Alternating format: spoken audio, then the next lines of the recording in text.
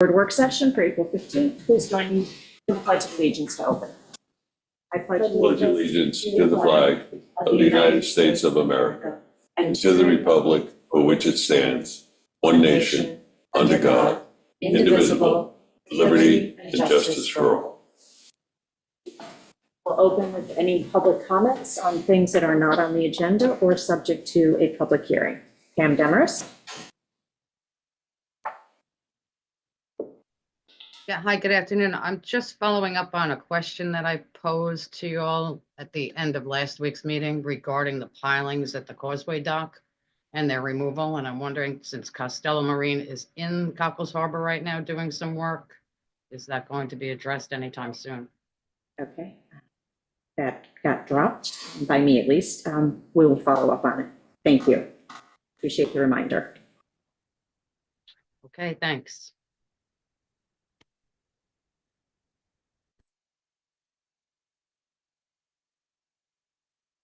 Writing it down so I don't forget with stars. Okay. Anyone else? Okay.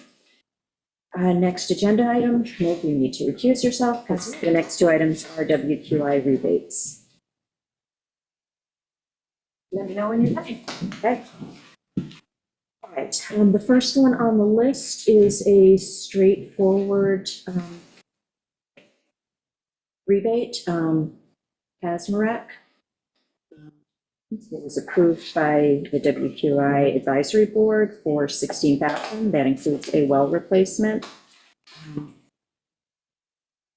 It is located in the nearshore overlay area of Gardner's Bay, and it's replacing a failed block cesspool. Did anyone have any issues with? No, I know. Okay. None. Okay, it's easy. The next one is Dalton, and that one is not quite as easy. You had been forwarded a memo that came from the Water Quality Improvement Advisory Board. So the particulars on this one, it's Dalton, it's 144 South Midway Road. The property has historically been a non-conforming office in a residential zone, A zone. And the new owners are converting it to a 2-bedroom residence. Once that has been completed, then it will no longer be non-conforming. It will be back to conforming and forever residential. A couple of the questions on this one is, we're not supposed to use IA grants if the project is going to result in increased density, and the actual wording in code is that it doesn't accommodate new growth.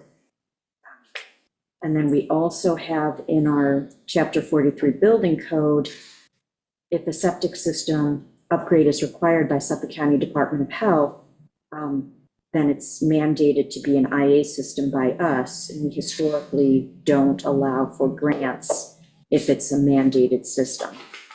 But that's not in code, that is our policy. So we would be going against code there, against policy there. Amber, is Suffolk County participating in this grant? Are they eligible for the Suffolk County grant? Yes, they would be eligible for Suffolk County. And New York State? Yeah, state grants. So it's just whether or not we would allow them to be eligible for this grant. It is being mandated that they have to replace it.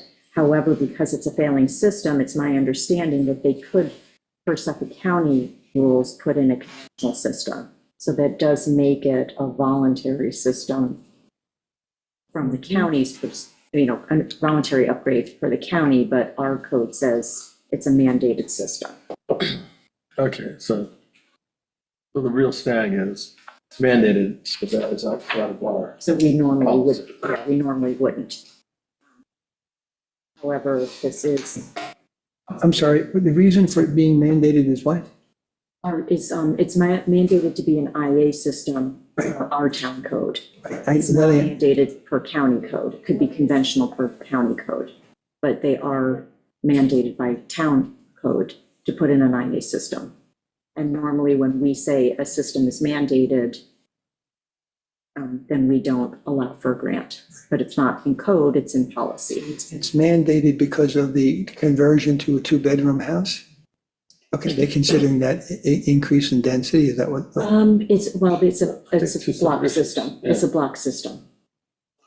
Yeah, so it's a non-conforming system. So in order for them to finish the conversion from commercial to residential, they have to upgrade the system. I'm always concerned about precedent. Yes. Um, Yeah, and this There is one- good precedent as well, though, not just bad precedent.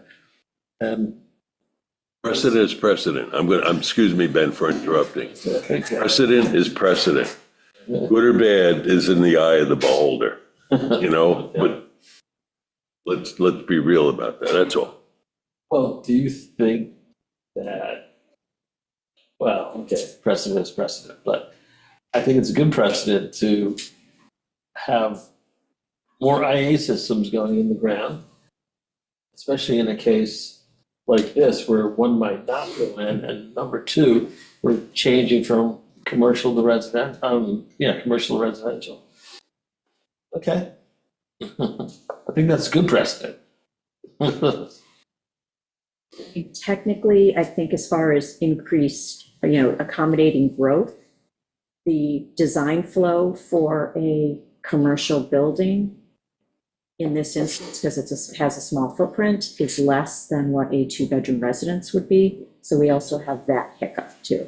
That I thought one of the things was that the WQIP, they had a insistent that they pick up where the county leaves off. But if the county is not considering doesn't consider this, I guess the question becomes, it's breaking, why would you do that? I guess that's really what you're asking, right?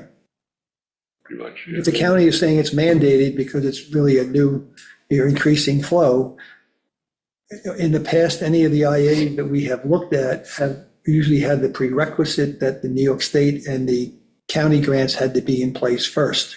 Yeah, and that would be the case here. That would be the case here. Yeah, but their grants don't have quite the same underlying legislation at the state level that says we can't accommodate new growth. The first question is this new growth, the conversion from commercial to residential? Is it a fully new structure? Or Nope, just Nope, they're just converting the old structure. And it's in a residential zone. Oh, So I think for me, that's the first hurdle to get over. yeah. Mhm. I'm This is where it would be. sorry, I just, what's the next one that's gonna come in with that their circumstances are this, that, well, if it goes against the town code, then I wanna follow the town code. It does go against. Only. That's policy. Well, the second part is policy. So it does, the question of whether or not, they have to upgrade to conventional, or have to upgrade to IA because it's town code. I'm sorry, could you talk? Oh, yeah, sorry. I have a head cold in my, Oh, yeah. so. No, yeah. so, I mean, the first issue is whether or not this is accommodating new growth. So that's just whether or not we can give the grant per New York State law that is incorporated in our local law. The second question is, our policy is that if a system is mandated by the county or by Chapter 43, our policy is not to give a grant. So do we want to go against our policy? If question number one is answered. And I think what you were about to say, Gordon, is this would be nice where the Conic County Advisory Board. Well, the other thing is what would be really good, okay, also if we had a loan program in place that would help residents in these issues where you might reject something, but at least they have an out, they can have the access to borrowing money for a 20-year period, which brings down the cost of making it work. Mhm. We don't have that yet. No, we would We have don't to, talk we would, about it. yeah, we would have to establish Right. the mechanism internally, the administration of such a program. I think that would be great. I mean, that's been floating around now for years and we haven't done it, and I think we should. I think it It would have would be taken very care of useful. this one. Yeah, to have that in place, a loan program for somebody. Would that loan program be with an institutional lender? It wouldn't be the town lending money, right?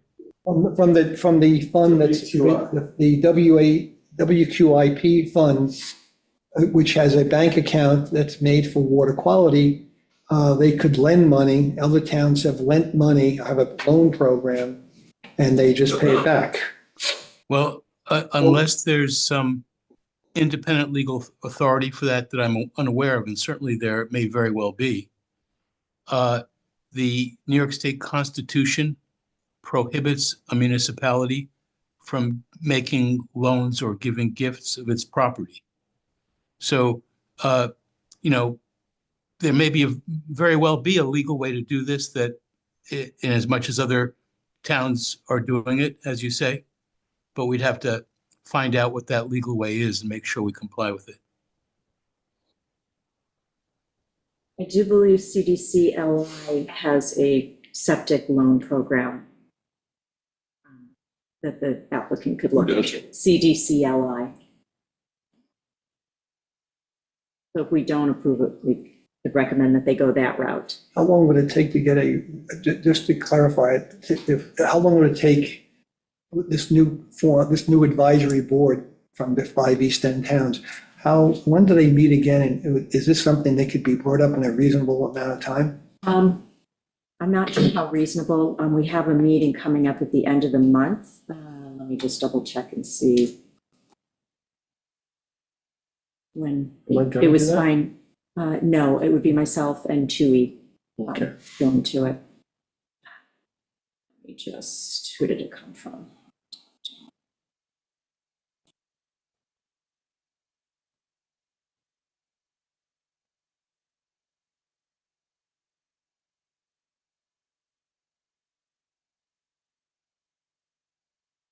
Yeah, our next meeting is the 25th, I believe. Let's go.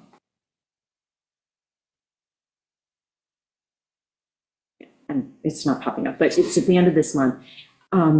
I don't know whether or not the state has appointed its 5 members to this board. It did say meeting number 1, so it might be an official meeting. Our last meeting was just organizational, where we made the 5 East End Town supervisors made recommendations as to who we thought would be good candidates for the 5 state appointed positions. So the state has to go through its process of appointing those people, so I don't know where we stand on that. We'll find out later this month. And then the committee needed to hire an attorney to help us with the just running the committee and weighing in on the legal issues. So I don't foresee this, it would be, I think, a few more months before we could actually bring something to them. Because once we form the committee, then we have to get it operational, like how do we submit? What's the process for asking for advisory opinions?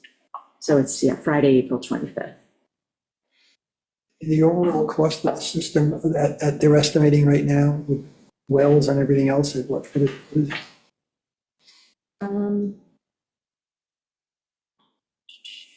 Actually, the form that we get doesn't have a cost estimate. Every individual system is unique. So with this, with well relocation if needed, they would have probably $36,000 if they included our This would grant. be only paying 12 of the 36. And 16 with the Yeah. relocation. Huh? 16,000 with the well, with the well relocation is another 4,000. yes, but this So is it's only 12 12. and 4.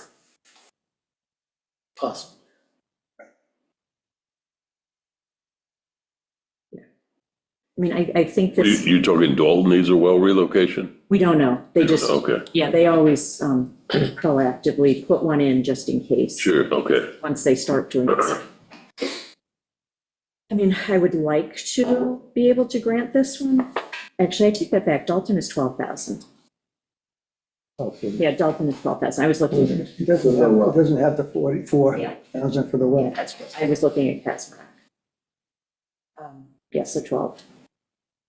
They do not, they definitively do not need a well relocation. I mean, I would like to be able to grant this, and work on it as an exception with having proper language put into the resolution that explains why we are granting an exception from our policy. I mean, if we could come to an agreement on that.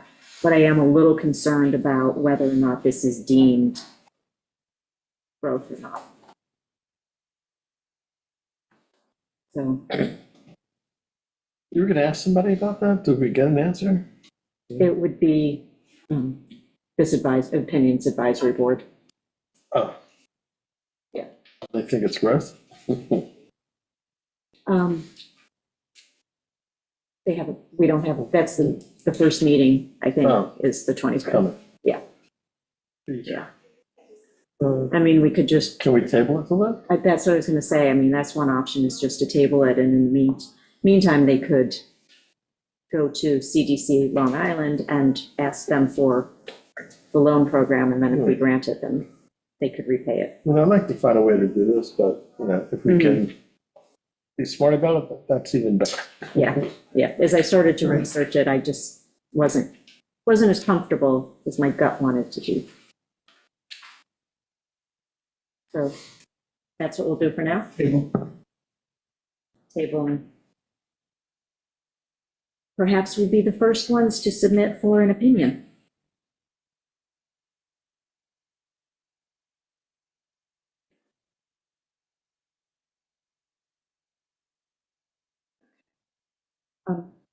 Christina, can you let Meg know she can come back in?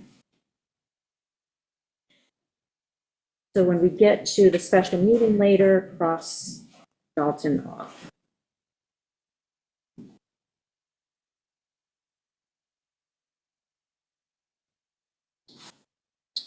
Okay, the next topic was 2026 fees for conducting business on town property. And Gordon, you came with a sheet. I just put something rough together, okay, as a template of what we might, obviously,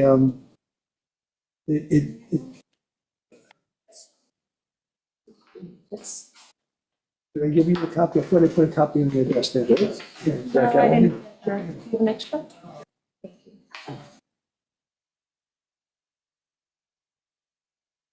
Basically, what I was really looking to do is just to put some type of an increase in. I separated the different areas, and then I looked at the beach space, because it seems like we're creeping, some of the vendors on the beaches are creeping. Okay, we've gone from 10 by 10 spaces to 20 by 20, and even at that, it's, so I just came up with a format of a truck is worth X number of dollars on Crescent Beach. I put the truck down at $400. I put, if they're using a 10 by 10 space, it's $350 for a vendor. And if they use a 20 by 20, it's $500. They do have storage lockers. I put $50 on it. It was just a way of starting off a conversation. And if you look at the bottom right-hand column, you can see the revenue stream of this $1,750 at where we are currently. And I think in lieu of the fact that we have Marine Patrol on Crescent Beach and we have cleanup, and I think that, I don't think these are unreasonable amounts.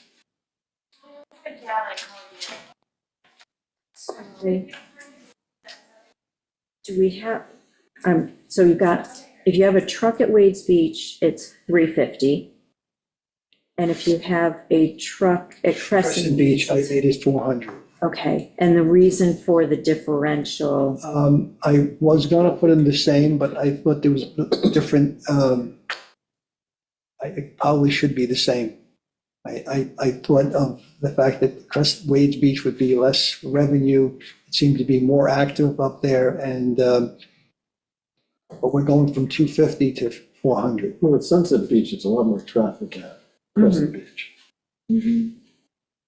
The ride share, what do they take up? They have a 10 by 10 tent? yeah, Red, That's all. I don't know if that impacts the rate. Actually, I think they do take up more because they have a ramp that goes into the water, I believe. Okay, I'm just, I was looking at a starting point. I wanted to get off where we are to next year, okay, so that we can improve it in some way. And I thought if the 10, with the 20 by 20, by moving it from 250 to 500, I thought that if it was so cheap that they could take up 20 by 20 and that maybe we could reduce their presence on the beach and have it more available to the residents of the island, rather than taking up so much of the beach front. No, I like this. I like the thought that you put into it. In my mind, I was thinking when I knew that this was coming up, just a flat rate. But I do like the breaking it out. When you say flat rate, you mean if, the way this is, I'm taking this in is, we're looking at like 100 square foot blocks. Right. And it's X dollars for a 100 square foot block. And if you have two, or three even, so maybe even rideshare, they have a 10 by 10 foot sort of tent area. Yeah, but I think, But then they have they do take up more space. We'll see this summer what their usage is. I don't know. I haven't, Yeah, I Maybe don't they know. need 200 square foot blocks. right. Okay. Right. I mean, this is an interesting way to approach it as opposed to what we're doing now. It's a little improvement in the revenue stream. But I think particularly in Crescent Beach, because we have the Marine Patrol there, I mean, they're using services of the town indirectly. Yeah. I'm not even sure this is a revenue issue because Yeah. it's kind of a drop in the bucket. Right. But it's Well, how about, making the value correspond to what they're paying.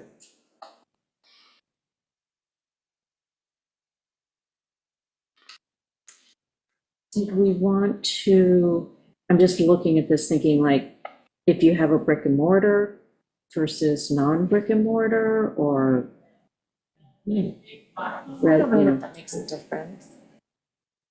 we give them preference anyhow, don't we? okay, I'm just tossing out different. The only thing is, I think, do you make a difference on the truck? Should the truck vendors be the same? Okay. Yeah, Look, it's a great place to start. It's a great template. We can fiddle around with it. okay. We have some time the rest of this year to figure this out. Yeah, but it'd be nice to just decide and move on. Can I ask that somebody please send me a copy of that? Okay. Thank you.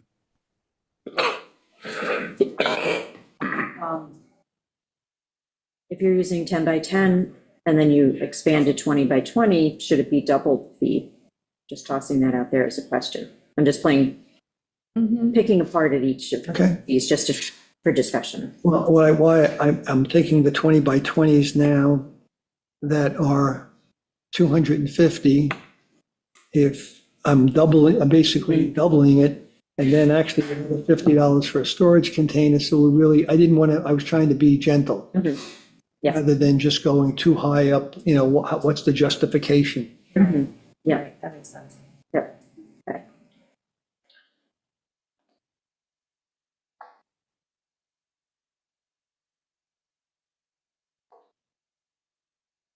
So one of the things on here is, one of the things that's not on here is someone like Trent, where they don't actually take up any space permanently in the beach. They're just there for an hour. What should that basic permit be? Because they're not actually taking space just 1 hour out of the whole week. Did I leave somebody off this list? Yeah. Okay. He does exercise It's classes on the just, beach. yeah, it's an hour-long exercise class, 1 day a week. So, I mean, I feel like that's He's doing a kind of different a rate. nominal fee because it's not a lot of like, you know, it's not really taking anything away from the public. What were we charging them last year, 250? The 250, I believe. Leave it the yes. same. Yeah. What would we call that? An hourly, It's just things to use the beach. Mhm. Yeah. it's a 2 hour. Transient Maybe a use? transient. use. Are we making it too incremental? I mean, too descriptive? I mean, should it just be a flat rate that we can just follow? Or- For that time in the morning, What's that? and for that Oh, I don't Yeah. mean trend, I just mean in general, in general. you know, rather than, well, this or that, or, that's all. Should we just simplify it? I don't, you know, I was trying to give it so that they had the opportunity of going smaller and have less use of the beach and taking away less space, for the residents. And the other question is, does this future-proof it a little bit? Because we don't know what's gonna come at us down the line. But maybe having it this compartmentalized or specific might make it easier to address different uses that are requested later, but I don't know, just a thought. Yeah, I mean, I think that we need to, in the resolution, we restrict it to the size of the space they're allowed to take up. So I'm a little concerned about making it sort of like a menu where you can say, well, I'll take a 20 by 20 here and I'll take a storage locker over there. And, I'll add 2 storage lockers to my 20 by 20. I'll just pay the extra $50. I could see how that could get, could start to. Don't we have, get expansive. we haven't even discussed, there's a set, we're not expanding anymore, right? Is this Yeah. etched in stone that there's basically Policy. It's our policy. policy? But it's one of those things where, now you're giving an option, I wouldn't want someone to be like, I want a 20 by 20 and a 10 by 10. And I'll just pay the $750 plus a $50 for my storage locker because, like, let's say, I don't know, maybe Bon Spa wants to expand and have extra tables and, it's, Maybe you need to set a maximum, because I think that's what you're saying is, well, since we're doing it, we're trying to establish different rates to create more criteria.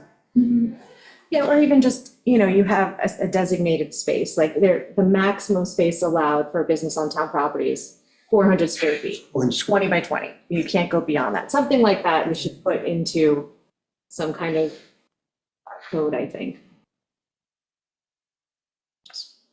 Also trying to bring up the, I mean, in essence, not that, these aren't user fees, they are user fees, but it's a business for-profit business that is using it. It's not like Essentially, they're renting. a mooring public increase or space. something that we're, passing on. It's a business.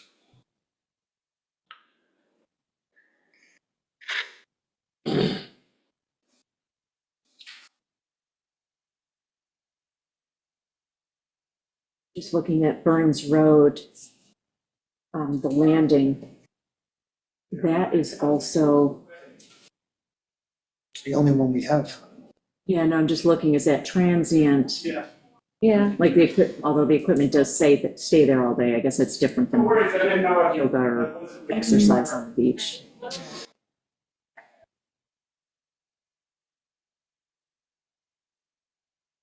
So, yeah, it's a good start. We can take it back and look at it some more and then. yeah, and we need Let to, me add some of the ideas that you came up with to it as a criteria that should go along with the application. Yeah, and the application has the recommended parameters, like the policy we've been using, but that's not in code. That's just policy to guide the board when they're reviewing applications. So some of it's in the existing application, but we might want to look at that. and let's, we'll put this back on for next week, because it would be nice to just keep this moving forward and get it done, so we don't have to think about it again. But we should, this spreadsheet, we need to post on the website. Okay, So once you've got it, I'll send it to, but I mean, once you've got it updated. okay. Yeah, okay, good. Any public comment on this?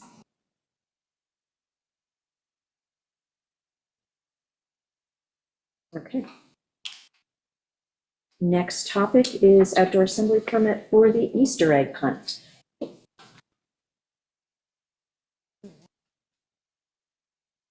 It's the Shelter Island Fire Department Ladies Auxiliary that's sponsoring this. It's going to be this coming. It's the 19th. Yeah, the 19th, so, in 4 days, on Saturday. They set up at 11, the event starts at 3 PM, and then they clean up afterwards. And PD and Highway have signed off on this. Okay, It's pretty much run by the fire department, the fire police, and the Ladies Auxiliary. ladies auxiliary. And they've been doing it every year for a while now. And it's at the St. Gabriel's field that Mhm. Parking's on the airport side. I think so, Right. yeah, that's how they've done it in the past. So if there's no objections, Good. we'll put Yeah. this on for our special today. So they can Sounds good to me. go home without a hitch. We're gonna double vote because I'm a resident of Burns Road.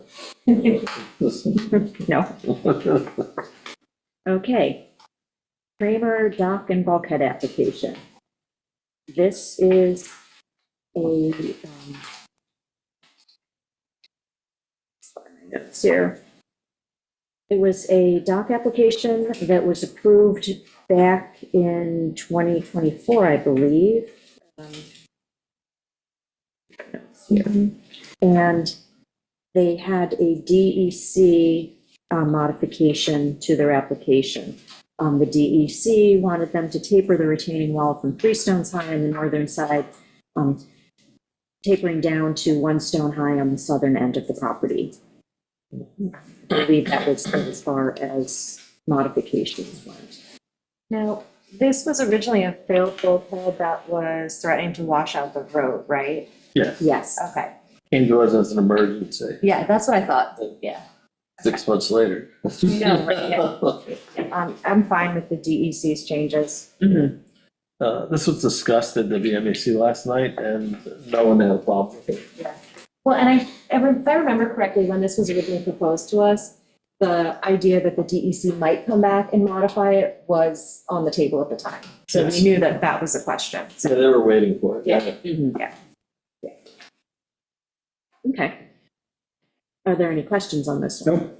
Nope. So we have that for resolution today as well. It's flying through the agenda at the moment. I purposely did that. Wrap it up now.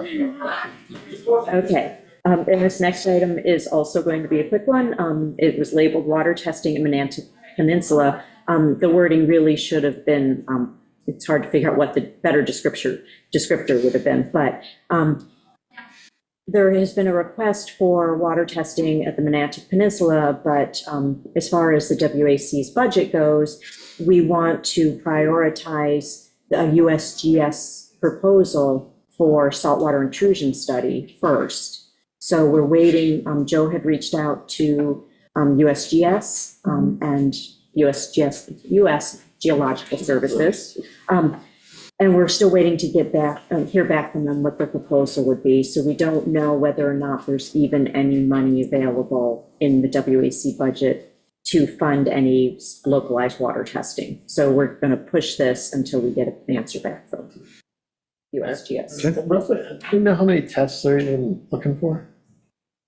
50, 100? It would depend on the budget. You know, the original thought from the WAC was to advertise it for the Monantic Peninsula, see how many people responded. I think I counted that there's maybe 200 homes on the peninsula, so depending on the turnout. But that's the thing, they only have 20,000 in their budget. So if the USGS 200, comes back, 100. exactly. 20,000 is out of the town budget, is that correct? No, well, yeah, it is, yeah. So it's the WAC portion for water testing, which was originally allotted for that USGS saltwater study. Yeah, And so we're waiting for the proposal back from USGS to see how much that study would cost, because that is the follow-up to the one they did previously. right. So we can see what the change has been. So until we know how much the USGS is gonna cost, the idea is, I think, just to hold off on doing any residential water testing until we know that. It's kind of, that's really. Sounds true.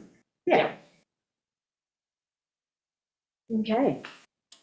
Next up is Gardner's Bay Country Club.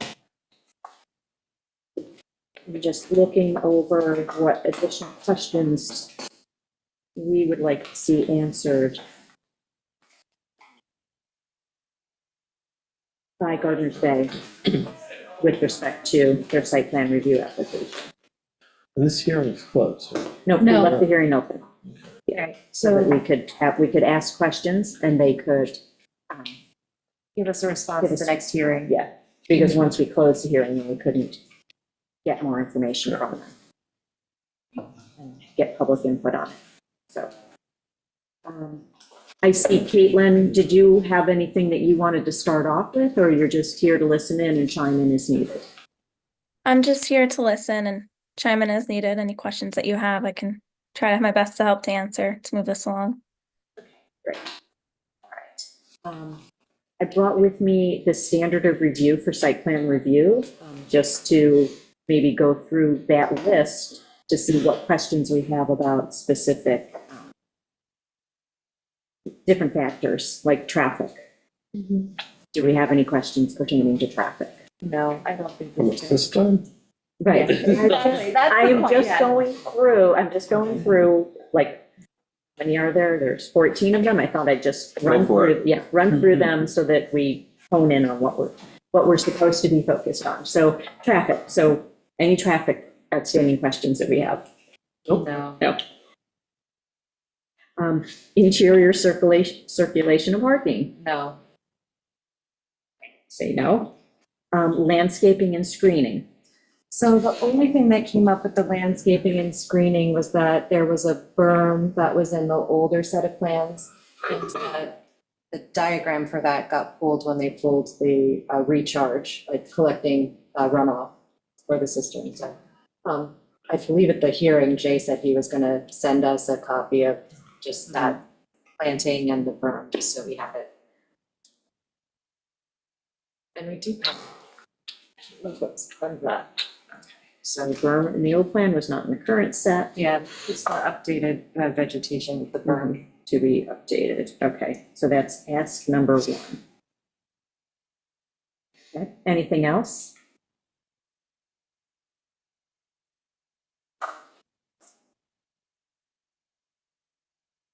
Existing development, comprehensive plan, and prior stipulations. The development proposed is at a scale and density consistent with the existing development, with the comprehensive plan, and with all prior zoning variances, wetlands permits, special permits, and stipulations. I think this is-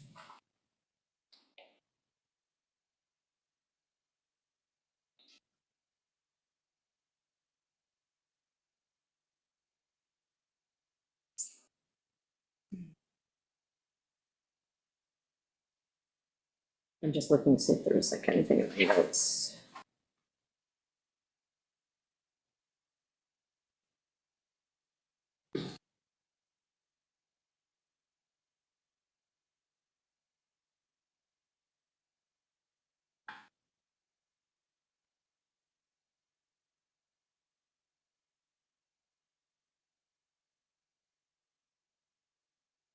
I don't think so.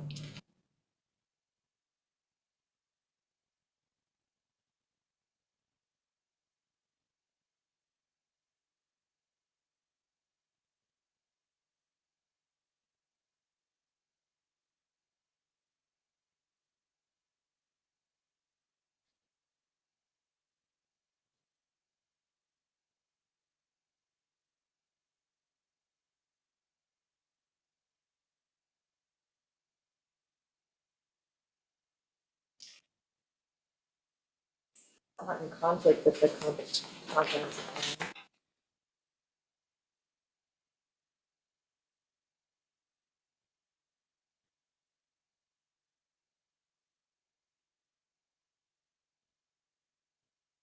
Anybody else?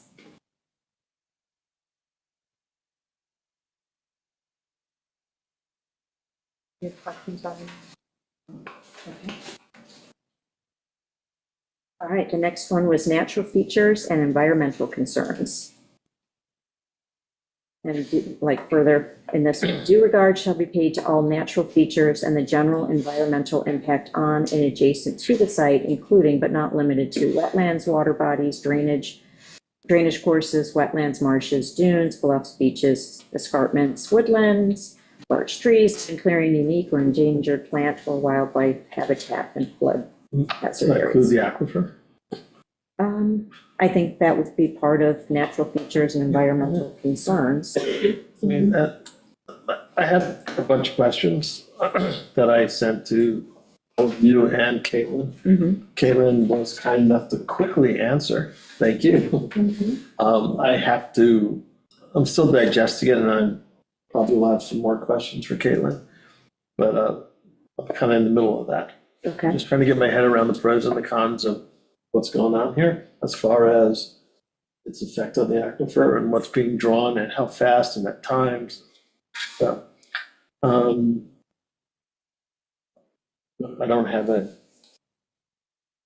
haven't finished that process yet. okay. Ben, excuse me, those answers that you received will be made part of the public record at the next session of the hearing. Is that right? I hadn't thought about that. I mean, just trying to satisfy my own curiosity. Right, but of course, if Caitlin wants to put them into a form that's appropriate to being made a part of the record, that's fine. But any information that provides a basis for you to make your decision should be a part of the public hearing. Okay, so we should think about what's the best way to do that then. I think a lot of it was included in the report, in the Grosser report, Yeah. but we can, Was there, forgive me, but I wasn't at last Monday's town meeting. Was there hard questions answered by Gardeners Bay? Is there been an expansion of the irrigation system from the previous? Has that been answered? Was that answered? I don't, just, Well, I'm I saying, have to go back I'm and not look sure at if the meeting. it was one of my questions, sort of, to Caitlin, about which way sprinkler heads are pointing and are how much of the fairway is now being watered or they plan to water. And I'm not sure if Caitlin can answer that without further study. Is that correct? Yes, that is correct. So in, our email exchanges, which I can either put into a letter format or maybe read into the record at the hearing on the 28th. It's, based on my review of the as-built drawing that the applicant has submitted and it's dated 2023, it appears that the lines are irrigating the tees, greens, and fairways, but I don't know if these areas were existing and irrigated as of 2003. Looking at aerial imagery, it does seem to be the same layout. Unfortunately, there's no aerial imagery from 2003. There is 2001 and 2004, but it doesn't look like anything has changed. I don't know what was irrigated as of 2003, and I don't know if the town has any records of that. However, according to the applicant, this is their irrigation system as it has been built. My recommendation is that really a physical site inspection of the property be performed to basically assess once irrigation is running, where the water is actually falling. To really be able to determine, is it on the greens, tees, and fairways? And that's the big takeaway of our exchange. It's a very big thing, where, what is the system been enlarged? And to what degree? What, Right. you know, I need to understand Would that. that be a compliance matter and not a site plan review matter? Like if we have to do some code enforcement, that's, Yeah, I think it's Like different than the cistern itself. Like, so it's definitely, I think it's a different issue. Like, I don't think it's not an issue, but I think it's a different, I think that's a code enforcement. Okay, I'm just, yeah. Not necessarily a whether or not the cistern. You might be right there. however you want to define it, I need to understand that. Understand, I'm just trying to figure out what's going on. Yeah, Can they put in a system Yeah. as per our code? I just want to understand these questions, you know? Explain that. Can they put a system in per our code? Like, Our irrigation code. Would they be allowed to Okay, so put you're- in an irrigation system and fill it from the aquifer? What you really need is you need the original plan, the 2003 plan. That's what you're really saying. Well, no, because what he just asked was a different question. He was asking is if our town code allows for the golf club to put in a cistern and feed it with well-drawn water instead of captured water runoff. And is captured water still ultimately a part of the plan? No, they pulled that. It's not, that's done, not to be resubmitted at a later date, okay. Well, we don't know that question. We don't know the answer to it's not that. part of this. Well, that could be part of the resolution, if we do it, whatever. Oh, okay.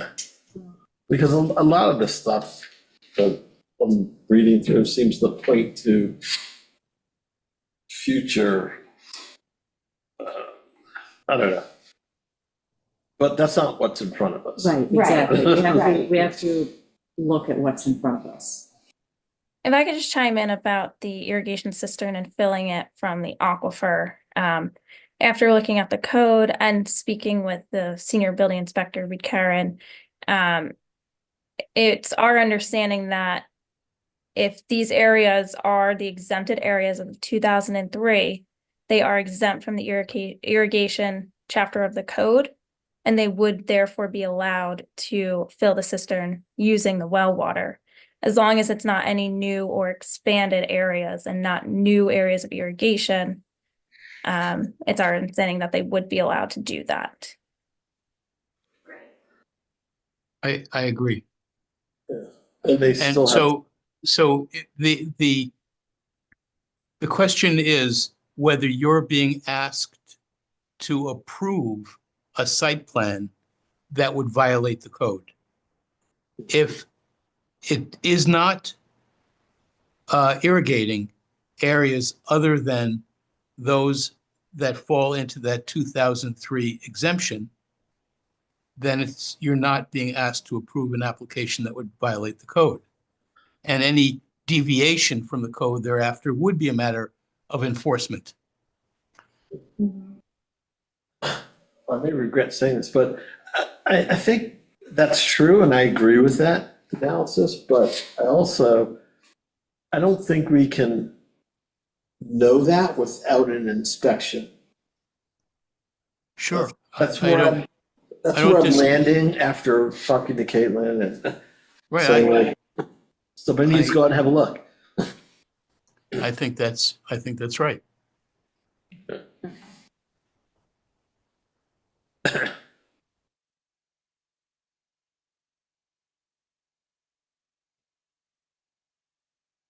Just to pause on that topic for a minute then, is Reed Karen the best person to do it, or do we hire a consultant who knows golf courses to do this? I'm just, Oh boy, I don't know.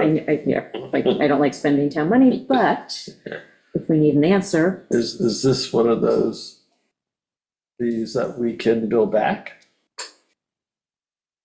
Well, I mean, if it's as simple as turn on the sprinklers, let me see what it's watering, put it on my map, does it match? I mean, I think Reed can do that. yeah. I don't know that we need to hire someone to go and do that. Just- I'd rather How do you know where you are relative to 2003? That's the point. Well, using the satellite imagery, should you know. might be able to map it out. I mean, it's, I'm not sure you just need to know if it's within the exempted area. Right. Yeah, I'm not sure what 2003 is the, but,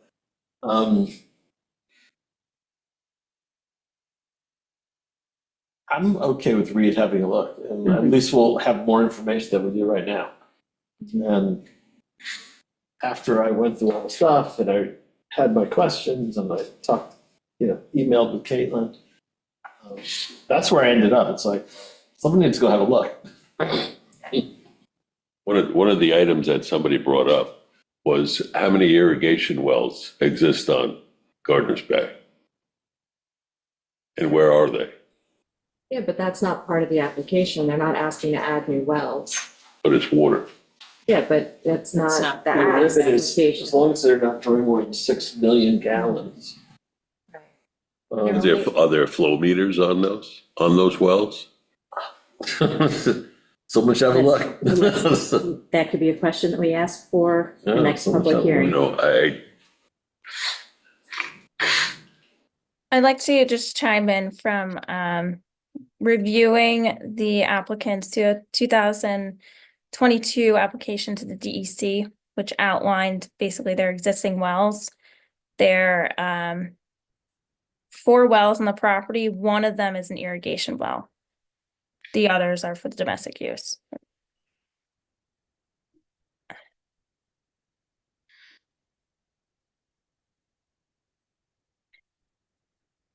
And also, as I did note in my email, I have been calling the DEC to try to get some answers.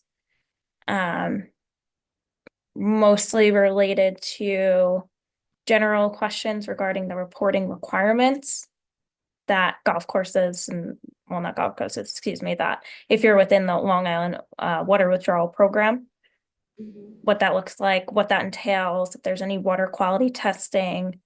I do know that it's annual reports and it looks at monthly withdrawals to make sure that they're within the permitted capacity. But if there's any specific questions that the board would like me to ask DEC, I can foil for that as well. Just let me know. Well, I have another question. I'm not sure who's the best person to answer it. Maybe it's Stephen Leventhal. But, I mean, for instance, right now, they draw from the well when they're watering because there is no cistern. And they only water at night because they can't water during the day because people are playing golf in the season, which is when the aquifer is at most risk. With the cistern, they can draw pretty much all day long and still only water at night. And I'm not a hydrologist, but I don't know what impact that has on the aquifer. But can we, in our resolution as a town board, limit when they fill the cistern? Can we control the hours? Well, I'm sorry, go ahead, please, Caitlin. Oh, sorry, that was Oh, me. who was it? Yeah. Oh, sorry. It's me. Yeah. Me, Go ahead. I was just gonna say, the reason why they're proposing to draw during the day is to slowly fill the cistern instead of doing a harder, faster pump during the irrigation process, because then you reduce the risk of upconing, is my But understanding. then again, I'm not a hydrologist. I don't know if that's good or bad. It's good. It's Ah, typically known to be a better practice because it's a slower, more gradual withdrawal. When you do a fast withdrawal, you have more chance of upconing, of pulling salt in. If it's a slow one, there's less risk of pulling up salt water. That's just my understanding based on typical best practice. Constant draw also has an effect. I'm just asking the question. But if it turns out that it may make some sense to limit the hours of filling the cistern, do we have that authority? Well, that sounds to me, if it turns out that it has an environmental impact, that sounds to me like it falls within the criteria for reviewing site plan applications, and you have the authority to approve an application with conditions. Right. Thank you. Of course, I am not qualified to say whether it does or does not have an environmental impact. Neither am I, by the way.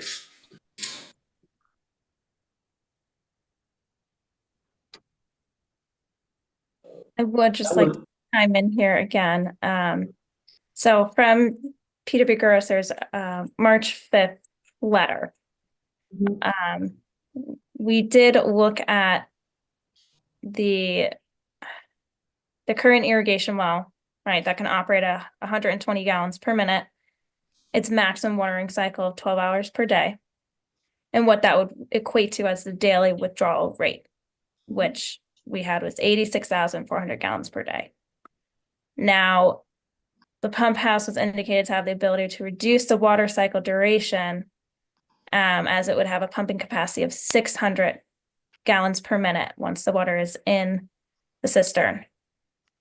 So that the cistern would have a capacity of 116,300 gallons, and at 600 gallons per minute, it could provide for a little over 3 hours of watering time. Now the cistern would take about 16 hours to fill, but as indicated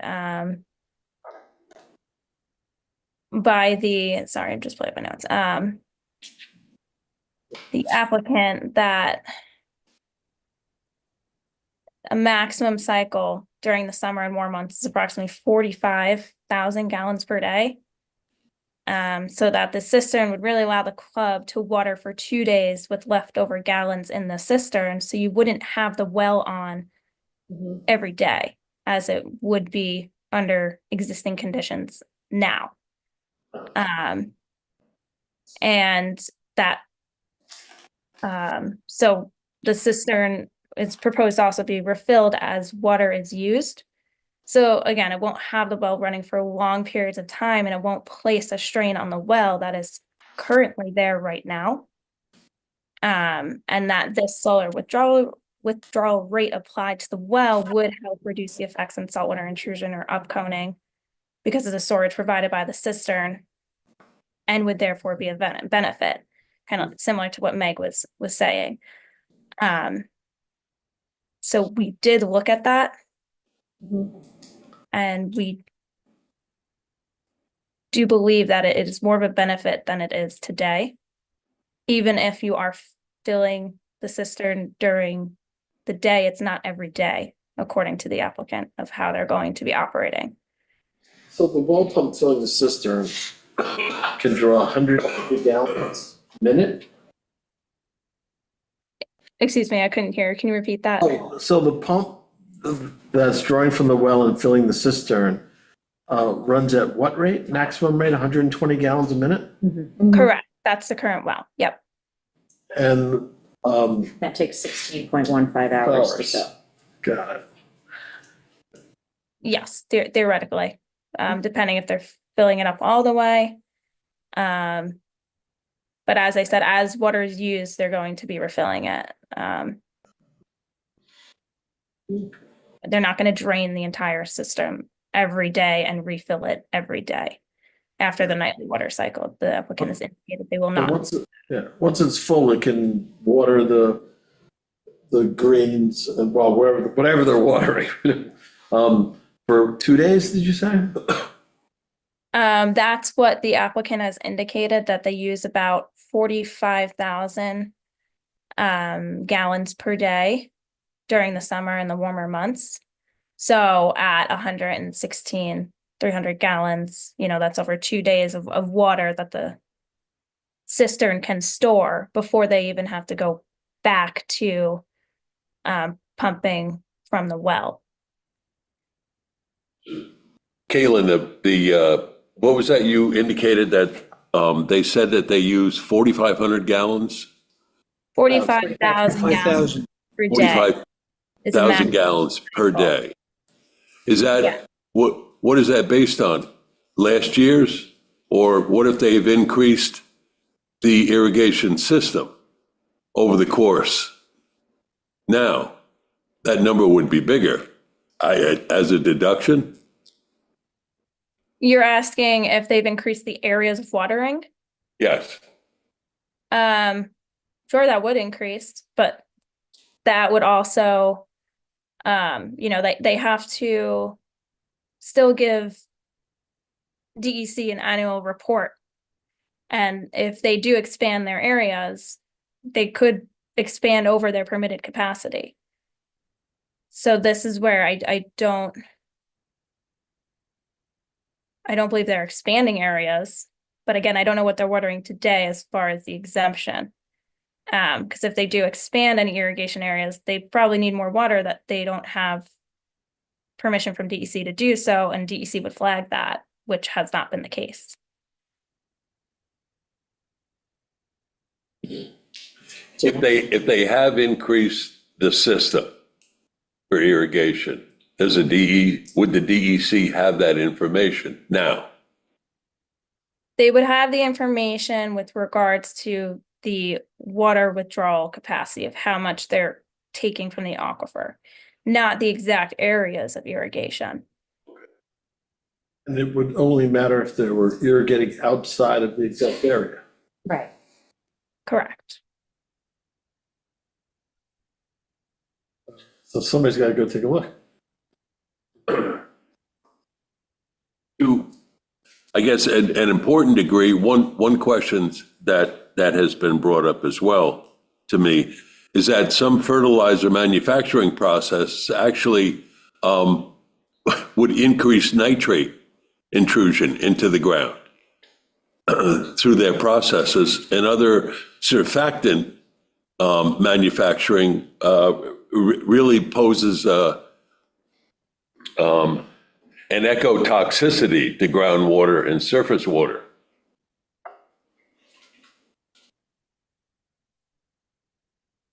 I guess that's just a question. Isn't that going to be the same whether or not they have a cistern or not? Like, we can't regulate what they're putting on the greens. It's just whether or not the water's coming from the cistern or it's coming from the pump. Should we be concerned? Yeah, but that's a different question. Okay. That's, I mean, that's not, But I think the cistern, legislation. for them, facilitates the dispersal of product over the course. That's the main thrust, or that was my understanding, that was the main thrust of having the cistern, the disbursement of product over the course. We're talking time. What are they putting on the ground? I thought it was. But that's, I think there's a lot. Quantity, not, like, it's time, not quantity. Like, the quantity will be the same, it's just what period it's going to be applied over. Right. Wouldn't you want to know the consequence of the applications? If there were any? All I'm saying is I think the consequence is the same whether or not we give them a cistern. Okay, And all right, so that's different legislation we have to look at. okay, all right. Yeah, And whatever, I'm just, Excuse me, sorry.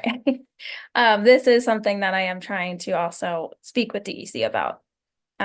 If, part of, again, their reporting requirements, if they're also looking at water quality, which would kind of indirectly address surfactants and pesticides. And surfactants is not regulated by the DEC, but if these reporting requirements does require that Gardner's Bay Country Club do water quality testing of the irrigation well, water surrounding the well, groundwater, and even the surface water, the pond that's on their property. That would indicate if there are certain levels of nitrates, other chemicals, pesticides, and anything that would be indicative of an issue. I do just want to state that Gardner's Bay does have quite a bit of best management practices that they do implement. And they have said that they have annual water testing of the wells and the water around them to verify the none of the chemical applications, including pesticides, are leaching through. This is done by Cornell. I don't know where that information goes, though, if it is the DEC and what that's used for. They do monthly testing of pH levels, nitrates, and other chemicals. So, again, I'm hoping that when I'm able to talk to the DEC, I can get some more of these answers to provide hopefully some comfortability if they are looking at all of this today.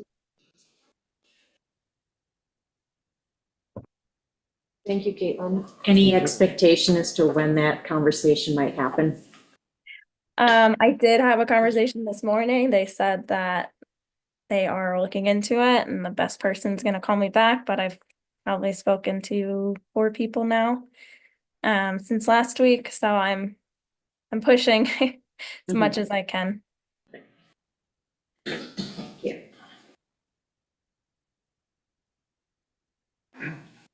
How do we verify the document, this document that was presented here that has all the heads and everything else in it? Who's verifying? The Gardens Bay is saying 18 acres, I believe, that they're irrigating. Are you talking about the one that Dave Ruby gave us? Yes. Well, you need an inspection. We actually need someone to go look at this. Yes. Yeah.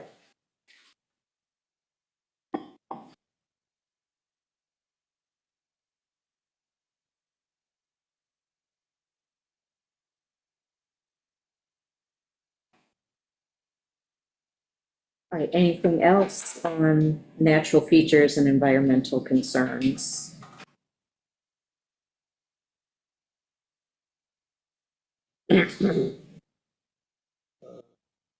So.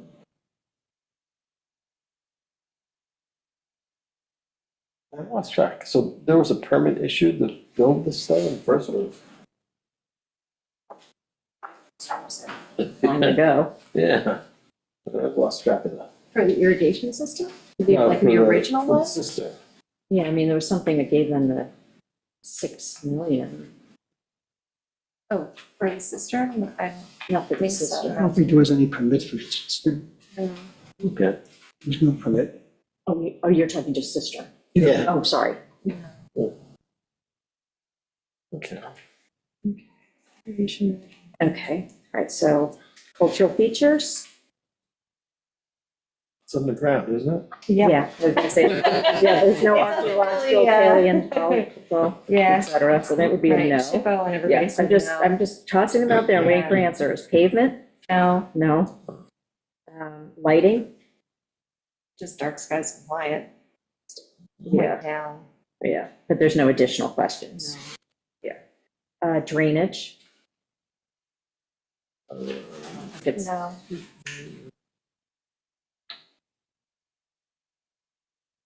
I mean, and part of the original plan was to fill this from collectible. collectible. Yeah, but And that's off the that's table off the now. table, so it's just, what will this, And if it comes back, what do we do? well, that's a different It's a different application. application, Yeah. yeah. No, this, yeah, drainage is just more like what, like is there drainage that's gonna come off the cistern? It's underground. I would think not. The other thing that took place this morning, I asked Joe Fenora to validate the 116 gallons that the cistern holds. The volume of the cistern. Volume, yes. I don't have an answer on that. And Caitlin, did you look at that question? Yeah, I was gonna say.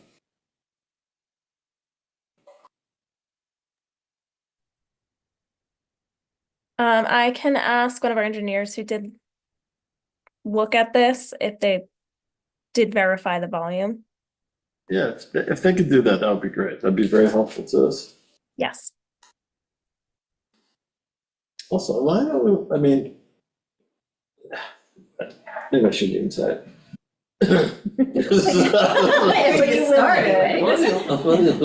I mean, okay, we had a rainwater collection, are we down? It's clearly gonna be something, there's gonna be more work in the future. Isn't anybody interested in the whole plan? We're just getting this cistern. But this is what's before us. I I mean, I understand that, yeah, I I agree, mean, but You know, we have other properties on Shelter Island who have a whole plan. I'm sure of it, but we only get little Little bits here and ZBA there, you know. applications here it and, feels very Wizard of Oz. It's like, pay no attention to the man behind the curtain. You get that from a lot of organizations, you know? Mhm. There's Okay. some other ones that do very similar things. I mean, everyone, we have a comprehensive plan for the town. It doesn't mean that we're gonna do all the things on the plan. You know, it's like, I don't know, you just have to evaluate the application that's in front of you. I'm not sure how we legislate that. Right. Like, that's my Yeah. concern, how, to, like, Well- we have a process here. I have an idea. Steve Well, has, Steve go ahead. has. Yeah, I would want to know from Caitlin whether, if there are future plans that this would violate the no segmenting rule for secret review. So we did look at the master plan. I put that in quotes a little bit for that the applicant has submitted. And it is very conceptual at this point with no real time frame for implementation. It requires internal private membership and the Garners Bay Country Club board approval. There's no guarantee it would be fully implemented, and the information on the phases are speculative. So, you know, this would be, it wouldn't fall under segmentation. It would be permissible in a sense that this is not the plan that may or may not go through. There's too many unknowns at this time. Thank you. You're welcome.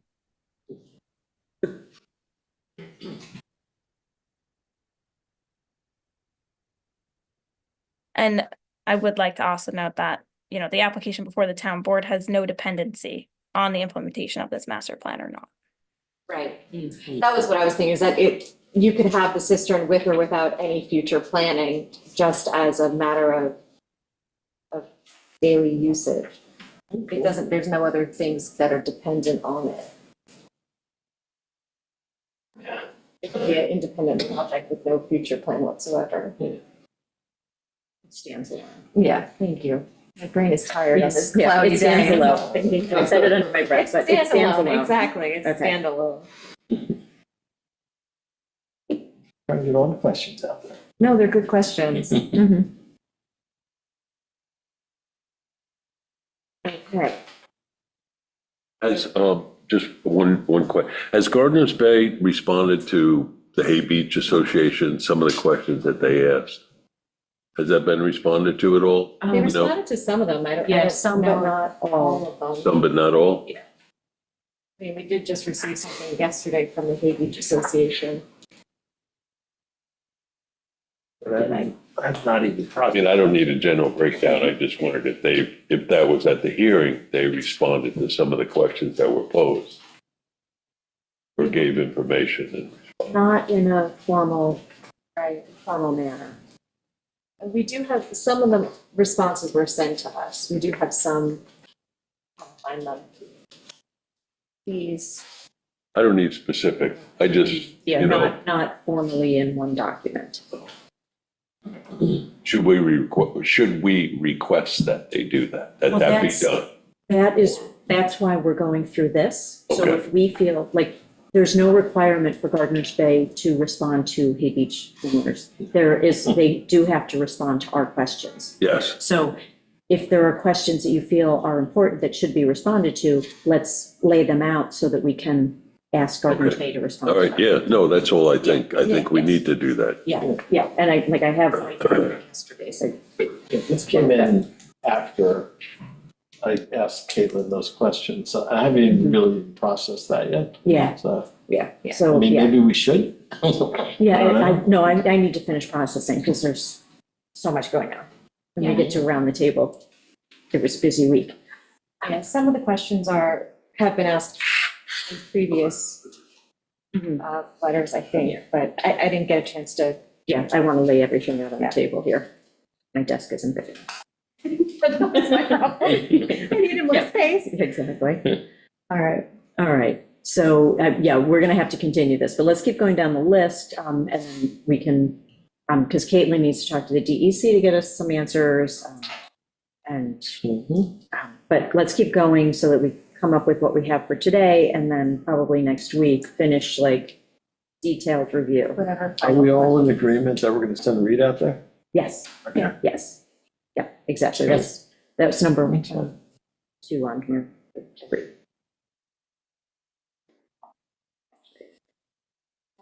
Public utilities, they're not proposing to change the septic system. Water supply and sewage is technically staying the same. It's just the distribution. Right, for public utilities, yep.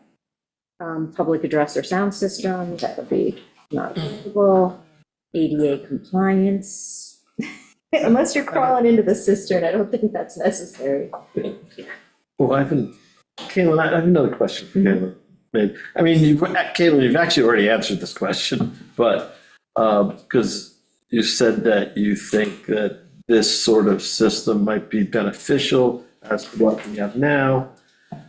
But would it be additionally beneficial, if we have some sort of, parameters around how the draw from the aquifer works? Like, should it be, instead of 14 hours a day, should it be 12 hours a day? I mean, don't have to answer now, just think about it and let us know.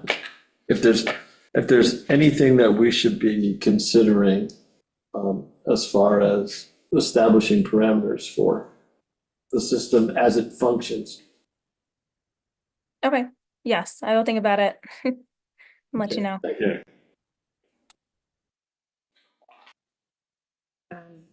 energy conservation. It's a pump house and It's a sister. pump house and sister, yeah. Gotcha. Put a solar panel on top of the pump house. Sorry. I mean, if it's just an insulated building, that will help with the noise pollution, so that would be a step up, I think. I don't think that the current, is the current? It's not asking. I was gonna say, you can ask them questions I now, know. you can ask them the question know. in our, I can't keep all the I don't information. remember it being insulated when I looked at it. How big is this pump The house? existing. I can't keep all It's this like a information shed. in my head. It's like the size of a shed. It's like a, It's like 6 by 6. well, more like a 10 by 10 or a 14 by 14, something like that. Okay. The What, existing their one. well house? Yeah, the existing pump house. Isn't it like a 10 shed. by 15 by 20 or something? Like that, yeah. 15 by 20, I think. Yeah. I don't play I think it's fit, golf. I'm never out there. good size. I mean, I yeah, don't, I went out there and looked at it, it was not big. No. I'd like to just point out that the applicant did send over noise specs of the pump, which I previously did request. And based on the submitted noise specs for the pump motor and the noise estimates letter that was provided by their engineer, the pump house, one, it will be insulated. Their current pump house is not insulated. It will be set back further into the property. Their current pump house is about 17 feet from the property line. And based on the noise specs, it would not exceed town code of 50 dBA outside of the pump house.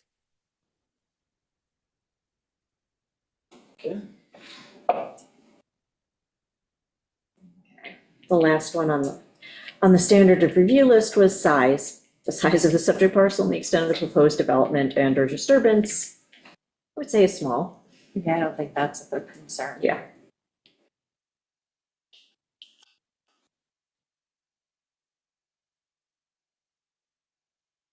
Okay, so what I have is, we want to make sure that for the moment, our open items are the berm from the old plan.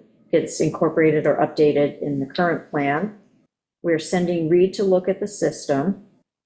I think that he's going, like, someone needs to sit down, one or two of us needs to sit down with him and go through specifically what we're asking him to take a look at. Mhm. Volunteers? Since you were the one bringing it up, but, mean, I can be there. I mean, I can. Yeah. Mhm, yeah. I can do it, but next week? Yeah, I mean, we're only open Wednesday and Thursday of this week, so Yeah, it's closed on Friday. I can do it next week. I'll send a note to Yeah. read. Yeah, I was gonna say, we should kind of tell him sooner rather than later, that way if he has time this week, he can do it and report back the next week. If he has time. I can talk to him tomorrow or Thursday. I just, Yeah.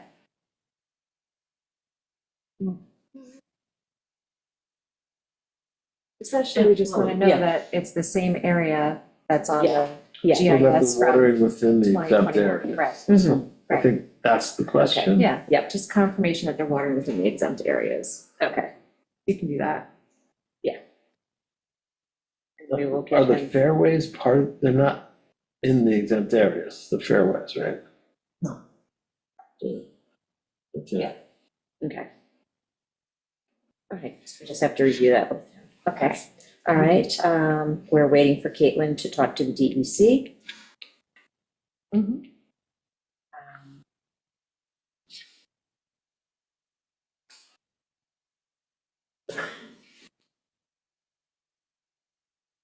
In the generator backup, that's not an issue at all, right?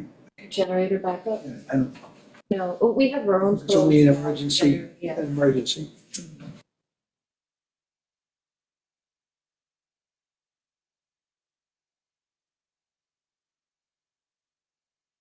So that's what I have for open items at the moment. Mhm. Okay. Could you just go over this one more time with cistern in terms of pre-existing? We're saying that,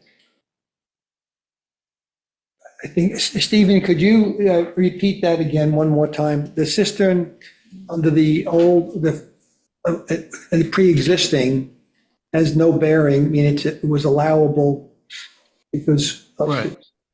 Correct? Right, there is an exemption in the chapter of the code that regulates the, irrigation systems. And that exemption is specific to particular areas that existed as of a particular time, the year 2003. It's, I have it here. It's tees, greens, irrigated fairways existing as of 2003. So those are exempt, and the cistern may be used to water those areas. If you're being asked to approve an application that would have the cistern watering other areas, those other areas would fall within the regulation of the chapter. And then- therefore a okay. violation of the code, perhaps, given the particular set of facts. And in our approval, we can restate this requirement, but then it becomes an enforcement issue. Right, yes. So if they wanted to expand irrigation to new areas of the golf course, they'd have to come back for a permit, which, because it's not an exemption in our Mhm. code for new areas, it's just for what was existing irrigated. So if they came to us for expanded irrigation to new areas of the golf course, that would be a whole nother application. So. And I think that the idea of the inspection is to provide the board with confirmation that they're not exceeding the areas that fall within the exemption. Right.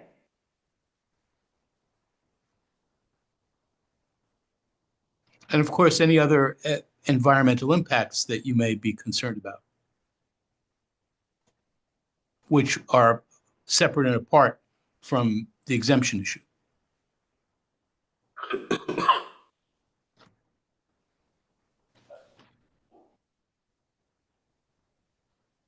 I don't think I have any more questions at this time. I don't either. Okay.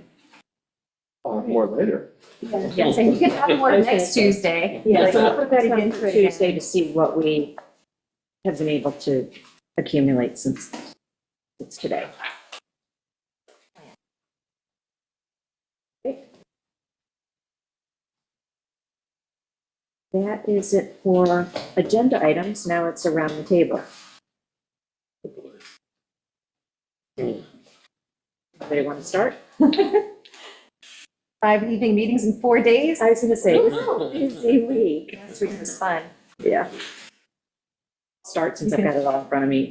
So I went to the East End Supervisors and Mayors Association meeting on Wednesday, and Scott Campbell was there from Suffolk County Department of Health Services, Tick Control Advisory, just talking to everybody about ticks. It was interesting, and there was a lot of questions from the various people there.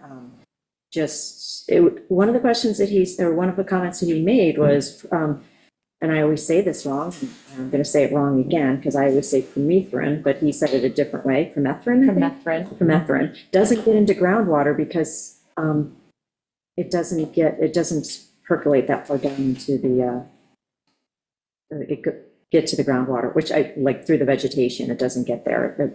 It adheres to the vegetation, which I thought was kind of interesting because I always thought that was a concern.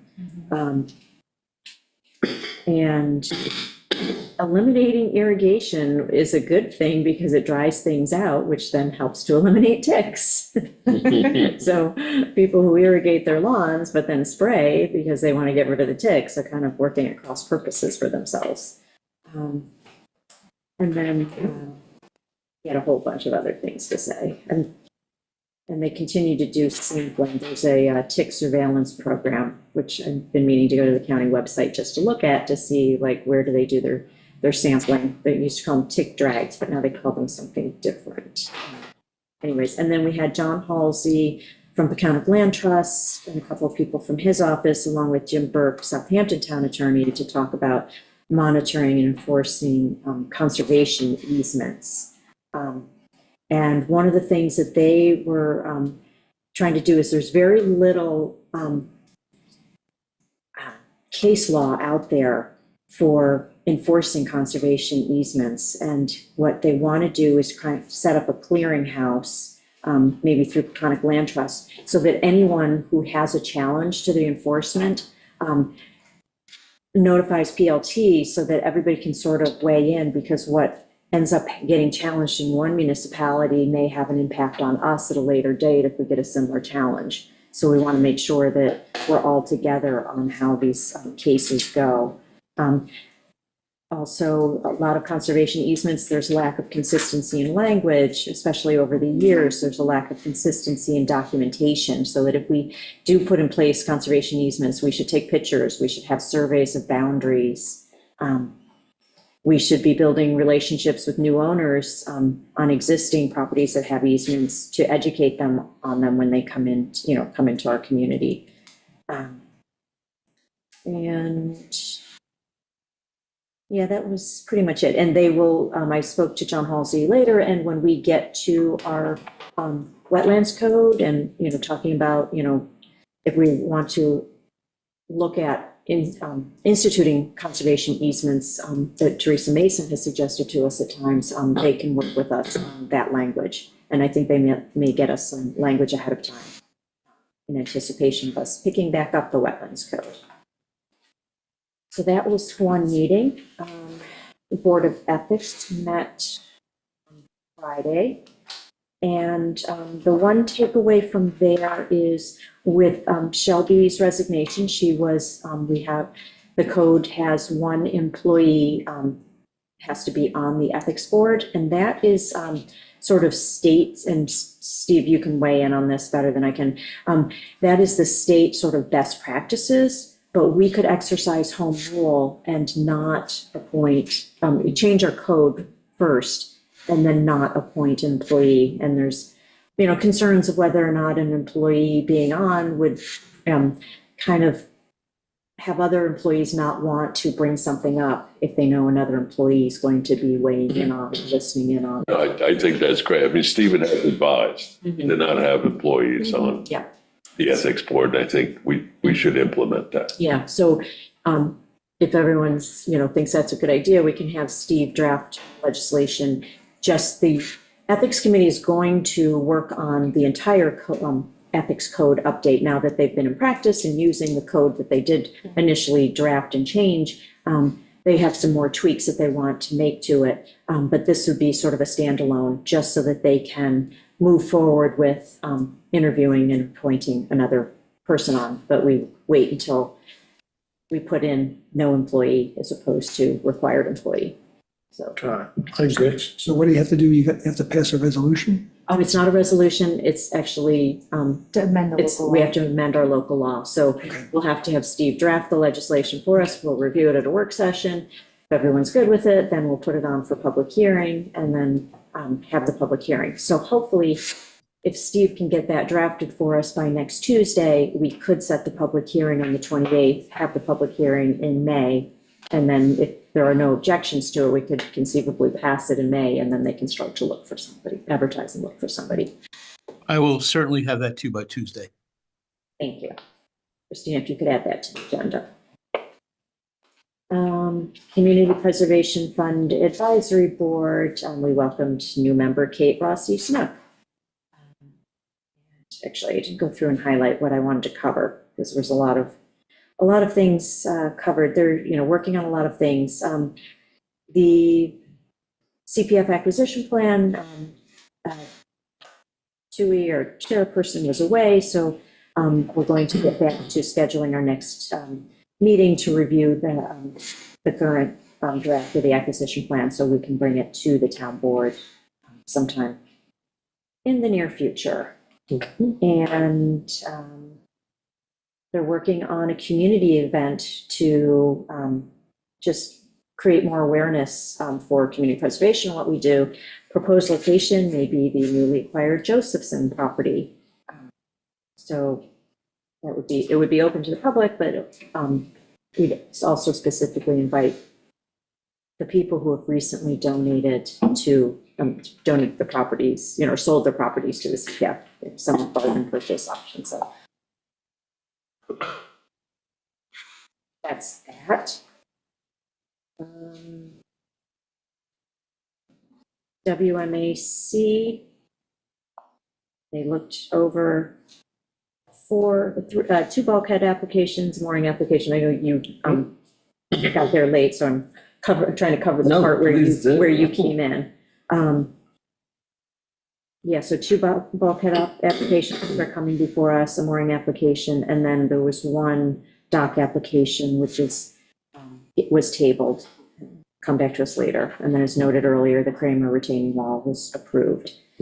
They are going to start to look at the rules and regulations for the town dock permits. Those need updating. Dickerson, Congdon, and Deering Harbor docks.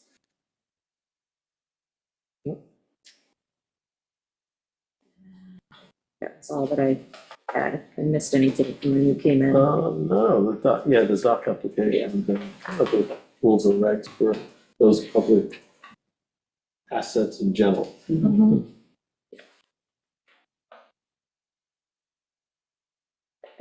Oh, yes, and then on Friday, I went up to Long Island Association to hear Lee Zeldin, head of the EPA, and my purpose in going specifically was to get more information about where things are going at the EPA, especially our grant. And so the news that came out of there was good. They want to, he says, we're going to fulfill their statutory mission and their obligations. And my takeaway from the public portion of the meeting was that our grant will be safe because they will definitely honor grants that are going to fix problems. So we have a problem, stated problem, and we are looking to actually spend the money on fixing that problem. And so that money would be good. Things that are grants that we're going to consulting firms to kind of investigate, different things, but kind of not a specific problem, but broader problems, or things that we're trying, grants that we're going to consulting firms or whoever to, kind of push public policy in one direction or another. Those are the ones that are definitely at risk. And then afterwards, I did get a chance to speak to him for a minute, personally, just to thank him for, the grant and that working with his people so far, because of the meeting that we had last week with the EPA people, there were some good, very helpful people. And then I made a connection with a community outreach person, and exchanged business cards with her. So if I do have any issues, she said to reach out with her. But I think the people that we spoke with last week and are working with are very good and will be very helpful for the process. And I think that was it.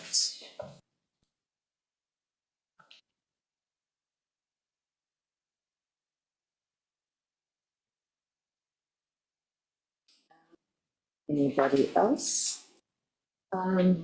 Yeah, planning board met on Tuesday, and then on Wednesday, we had the North Ferry info session for the rate increase. Because they're going to the Suffolk County Legislature for an increase in some of the ferry rates. And then just recently, we got notice that South Ferry is also going to be going to the legislature for a rate increase. And they're going to have a meeting here at Town Hall, just like North Ferry did on the 30th at 7 o'clock. Yep, I believe that's correct. Yes. So, if you would like to speak to the ferry companies about proposed rate increases, that's a good time to do it. And we will be getting the rate information on Monday. So once we have that, we'll put that up on the website.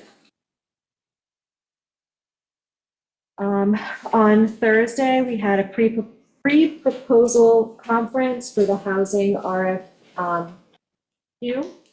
So that was good. We met with 2 interested parties just to answer questions they might have about the process or what the requirements are. So far, that's off to a good start. There was the reporter forum on Thursday over at the Presbyterian Church that was kind of all about the ferries and how they impact island life and some of the concerns that the ferry companies have with rising sea levels and things they're doing to work with that, and just sort of the history of the ferries in general. So that was really informative. And then following that, there was a community housing board meeting. It was actually pretty smooth meeting. So it wasn't nothing too crazy. The ADU +1 program still moving forward smoothly. There's, I think, 2 ADU grants that are complete. The construction's complete. They've already filed the paperwork for their C of O, so 2 projects are done. And the community housing board fund, that their 0.5% transfer fund, I think just hit $1 million, so they were excited about that. And then Friday, we had the meeting with the EPA to go over the septic grant that we received, the 1.25 million, and just got information on, how long it's good for, what it can be used for, just some of the basic, how the grant functions kind of information that we've been asking about, like if we're gonna change out the septic systems, but we need to tear up a parking lot to do it, does the grant cover repaving that parking lot if it's associated directly with the septic? So that was all good information. And then,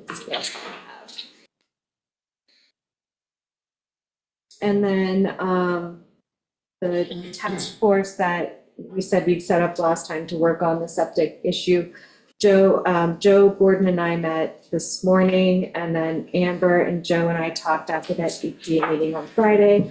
And, or do I have the days Your mixed days up? mixed I up. have Yeah, them all EPA mixed was a up. different day. The EPA was a different day. Friday was, Like I said, it's been Friday was Joe, yeah. Last week was a dramatically long week. So my days are all mixed up, but Friday was Joe, EPA was some other day, I don't know, but we had all the information. So Joe now has kind of a few different paths that he's going to outline the financials for, the timelines for, what all the possible variances, the departments you have to go through, just so we can have a good picture. Like if we pick up A, B, or C, what does it look like? what are the financial implications? What's the timeline implication? How much can we get done? So he's going to help lay all that out so that we have Good. more information to Terrific. actually make a decision. So far, so good. I think that's everything. I think that's everything I have. I just realized we did have a resignation from the Green Options Committee. So we are looking for, oh, okay, I was gonna say, yeah, you can read them because Okay. Coco handed them to you. not me. Yeah, no, it's okay. Green Options Committee did have a resignation. So our Green Options Committee kind of helps look at the town and figure out where we can be more environmentally friendly, where we can work on our sustainability, our resiliency, and what we can do to be more eco-friendly in the future. So currently, we've been working through a grant. It's a energy, oh, they've changed the name now. So I'm going to call it ETIP because I don't remember the new name. Yeah. But what it is it's a grant that looks specifically at how to help islands become more energy resilient and independent. And so we've been working through that for about a year, I think, at least a year. Oh, yeah. And that should be wrapping up soon. And so there's going to be some recommendations that come out of that, just some information. It was an information gathering grant, so that'll be great. But if you want to join this really cool committee, I highly recommend it. It's a fun group of people. It meets at 9:00 on the third Thursday of the month. You can Zoom in, there is a Zoom option. So if you're interested in getting involved, they also have the Green Expo coming up in August. It's something that we do. So the notice will be on the town website, and it's one of the committees that we have openings for. The other committee is the Licensing Review Board. So we're seeking members for that. Do you want to do that since you're a liaison to the Licensing Review Board? Our first, actually, hear and determine any complaints or grievances. What's actually happening at the moment is we are looking at the code, the license review code, and we want to get that updated first. So that's going to be worked on in the committee and then get brought to the town board. So the initial mandate for someone joining License Review Board would be to help us look at that code section. So there you go. I won't read the rest of it because it could be changing.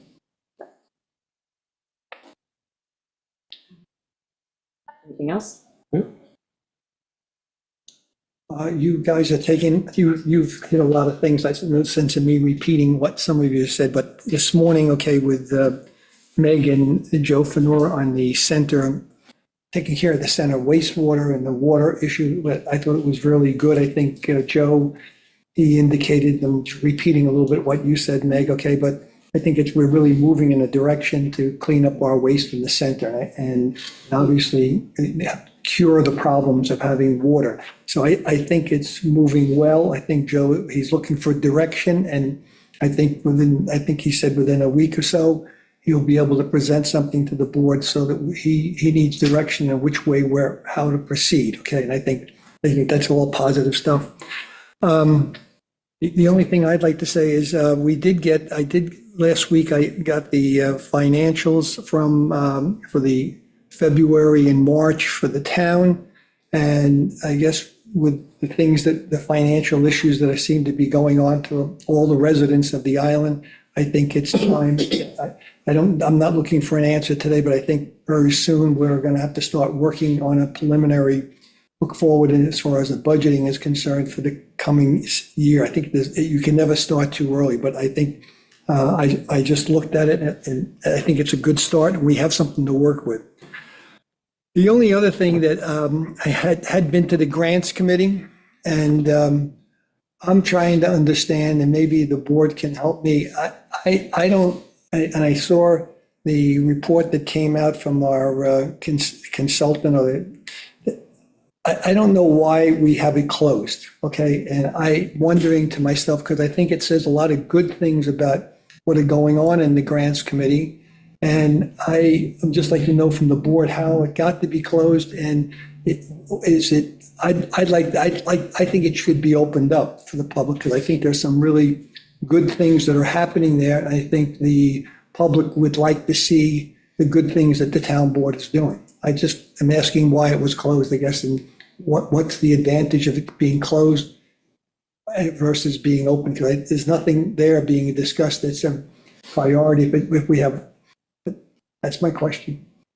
It just that it was, I don't know why it was ever open, because it doesn't have community members on it. It's an internal committee, just like IT is internal, just like media is internal.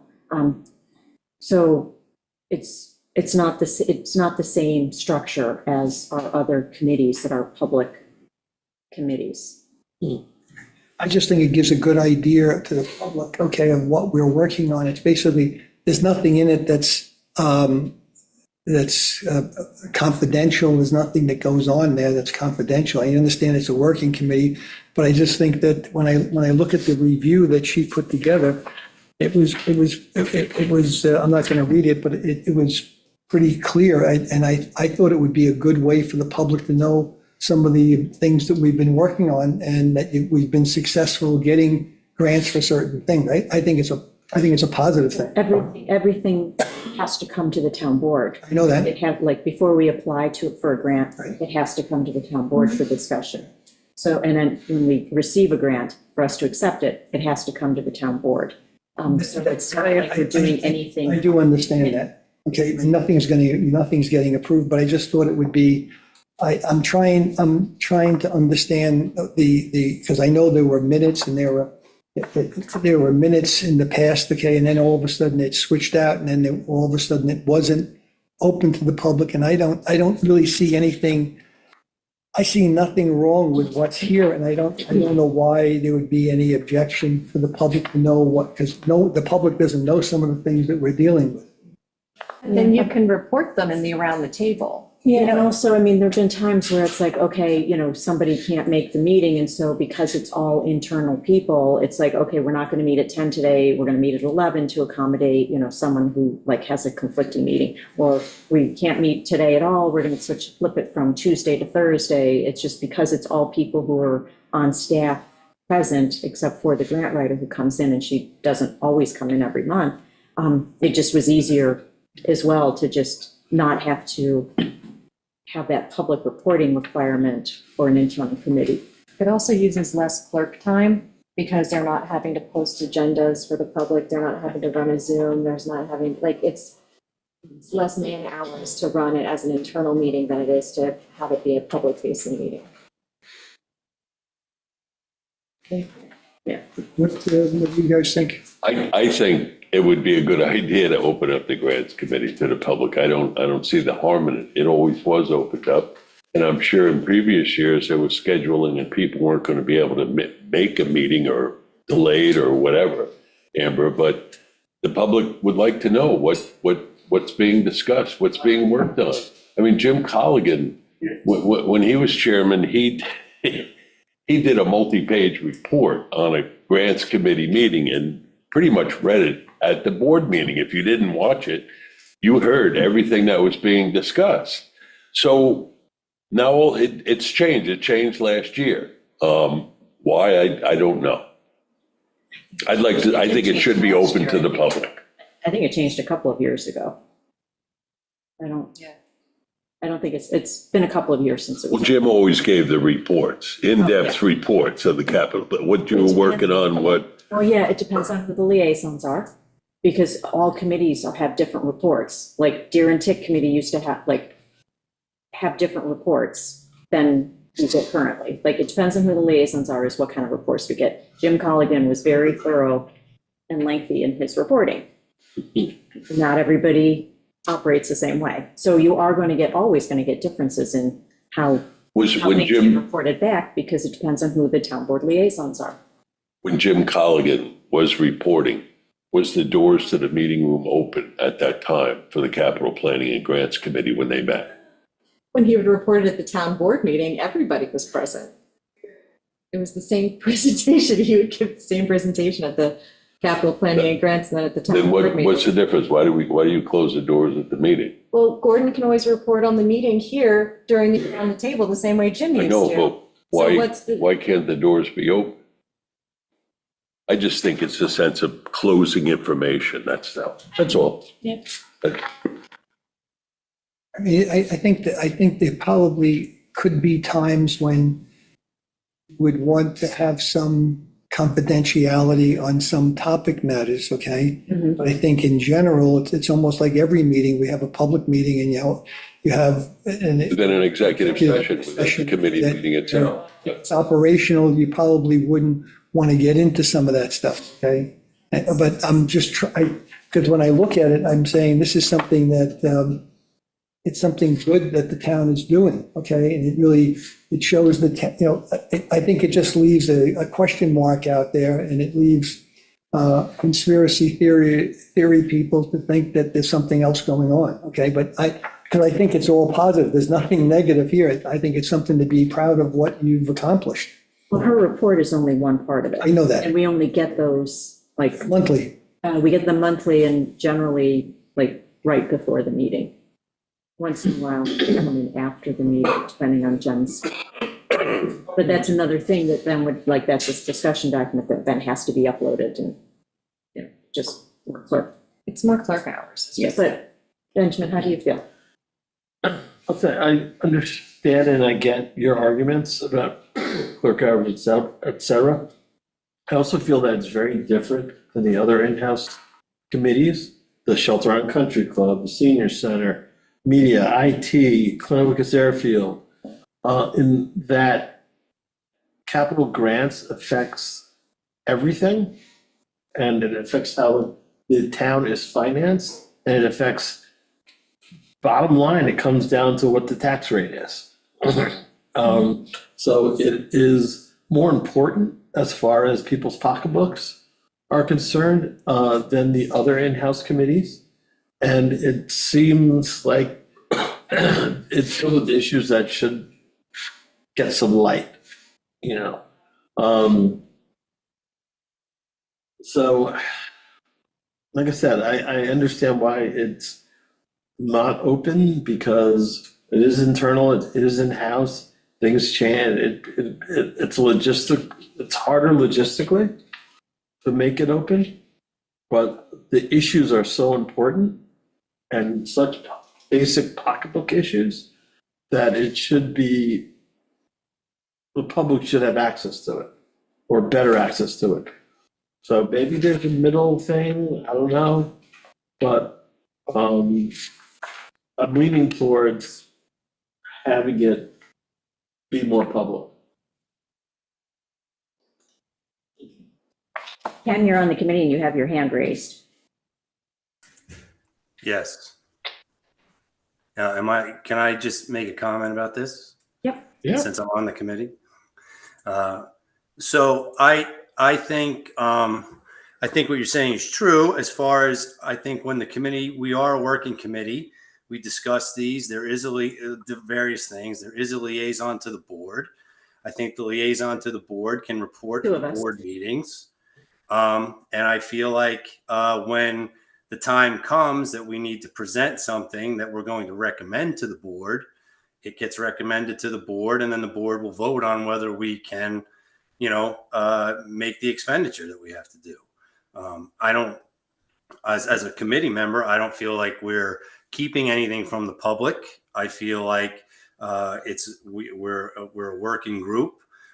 We get together on a monthly basis, and I feel like we have representation from the board, and the board can report back to the public, just like Mr. Colligan did when he did it with his reporting.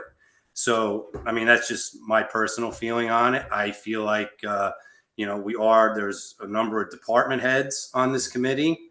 Our schedules are sort of all over the place sometimes, and it is hard to pin it all down. And if you start to do that and you're inviting the public into the meeting, then you come into a situation where you might have to cancel a meeting, and then people may have been counting on it. I don't see the system being broken anyway, from my perspective, but that's just my opinion. I mean, maybe there's a different way to approach it, as I alluded to 2 minutes ago. Maybe is there an AI solution to taking notes for these meetings and publishing that?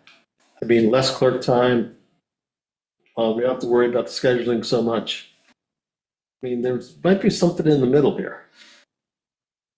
I'm not really fond of AI translations, because somebody had recently sent us the translation from YouTube on one of our meetings, and it was just like, whoa, how do we fix that? Because it came across, I can't remember exactly what it was, but it was like, ooh, that sounds bad. Inappropriate. Yeah, inappropriate, yeah. Well, there's, yeah. I mean, the But, cheap free systems don't work. Yeah. There are, more sophisticated Mhm. AI note-taking systems that are okay. Well, if we're gonna turn it into a regular committee, I was going to ask Amber, because it wasn't on the list of committees when she pulled together that, the presentation on the couple of work sessions. Can you, Amber, pull the documentation on like was this ever formally created as a town committee? And so what do we need to do? And then we can fit it into the rules and procedures for how committees operate and just the way it's supposed to be done. I But really don't think it needs that. It's well, we've got really 3 board just. members who want to turn it into one, so we will have a That's not what resolution it to create it. does. I mean, it's just following through and just making sure things are, I don't know, it's like housekeeping. Steve, you I kind turned your, of agree with that aspect as well, but like I said, it's a little different than the other in-house committees because it's a very basic pocketbook issue. Steve, you, Right. I've just looked at the town code to see whether this is formally codified, whether the existence of this committee is codified in the code, and it's not, as far as I can see. So I would if there is a description of the function of this committee, I'd like to see it, just to confirm that the open meetings law doesn't apply to it. And it sounds to me as if it does not, but I think it's important to know that. I think we should look into this and talk about it some more and make a sensible decision. okay, all right, That's what I'm looking for here. all right. Well, it's not in town code, so Steve's already checked that. Amber will check to see if there was ever any resolution to do anything with this. We'll proceed. Right. All right, anything else? Yeah, I have something quick. I'd like to get back to the wetlands review. Mhm. If Christina could distribute the last draft to everybody and try to herd the cats, get a meeting scheduled. I'd like at least Julia Weisenberg to attend one. She had an emergency the last time we had a meeting. She wasn't able to attend, and I know, Meg, you Yeah, I weren't wasn't able to able to. attend. So I'd like to have maybe a final meeting and then bring it to the board for discussion. And We've has been- Steve been brought into the loop on this? Has Steve Leventhal been brought into the loop on this? I'm sorry? Has Steve Leventhal been brought into the loop on this? We The initially. new meeting, yes, he has been brought in. He Okay, was at okay. the last I one, just- yeah. Yeah, I wasn't there, so I wasn't Yeah. sure. I just wanted to be sure. Yeah, to have him available and with Yeah, with earlier the this members. year, we weren't going to pick it up right away because we didn't want to have the town attorney looking at this. We wanted to have whoever we hire looking at it. So I was unsure where we were in the process. Let's get it moving. Okay. Yeah, might as well. Okay, all right. Got it. Okay, so we have a special meeting. I got the waiver of notice from Amber, so, I've not signed it yet. what? No, I haven't, yeah, none of that's happened. So I need a motion to adjourn the work session so that we can go into the special meeting. So moved.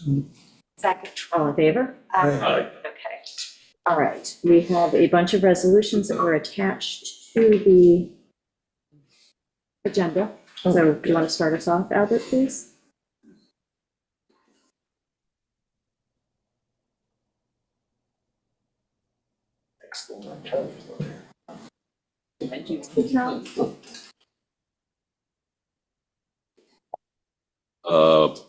You ready? Am I ready? Ready. Whereas on March 6, 2025, the town engineer appeared in front of the Water Quality Improvement Advisory Board, WQIAB, to make an application for funding of $32,500 for the costs associated with implementing the recommendations contained in the fresh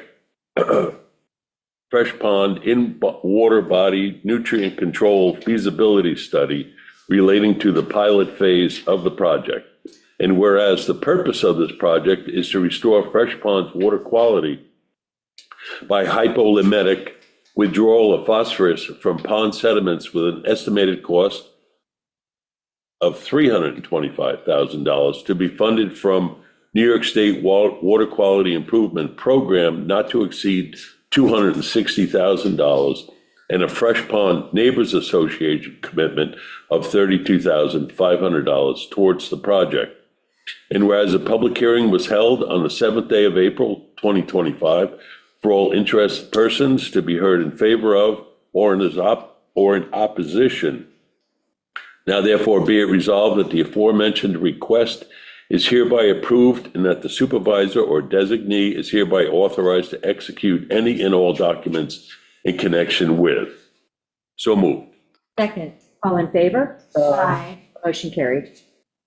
Whereas the Shelter Island Fire Department Ladies Auxiliary has requested permission to hold their annual Easter egg hunt on the corner of Cartwright Road and Burns Road on the property known as St. Gabriel's Meadow on Saturday, April 19th, 2025, with a setup time of 11 a.m. and event start time of 1 p.m. with the rain date of Sunday, April 20th, 2025.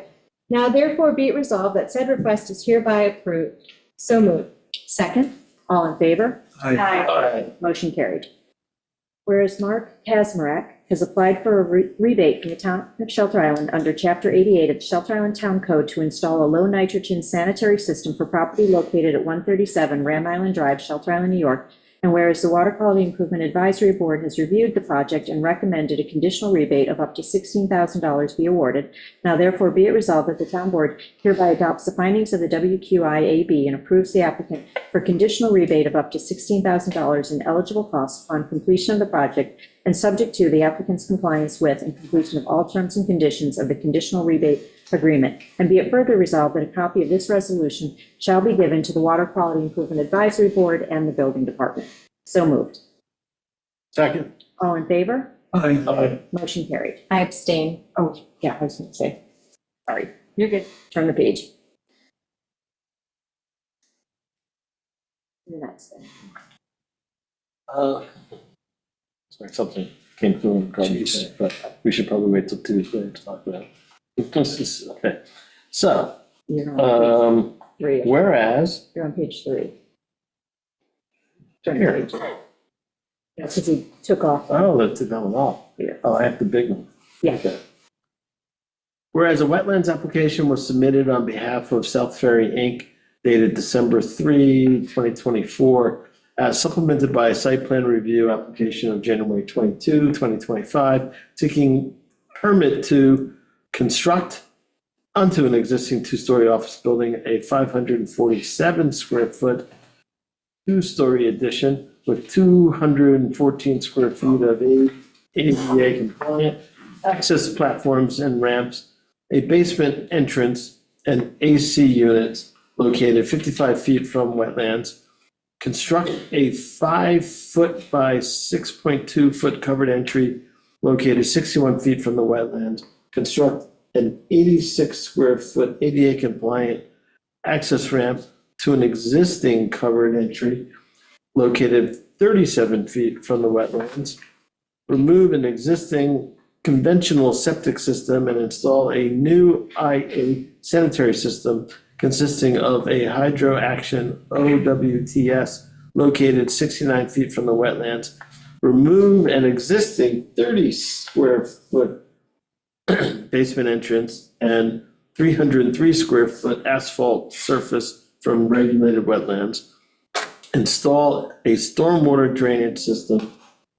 Use approximately 37 cubic yards of clean fill to be trucked in from an approved upland source to backfill the proposed septic and drainage system. Replace existing lawn by expanding an existing vegetated wetland buffer up to 19 feet in width, approximately 949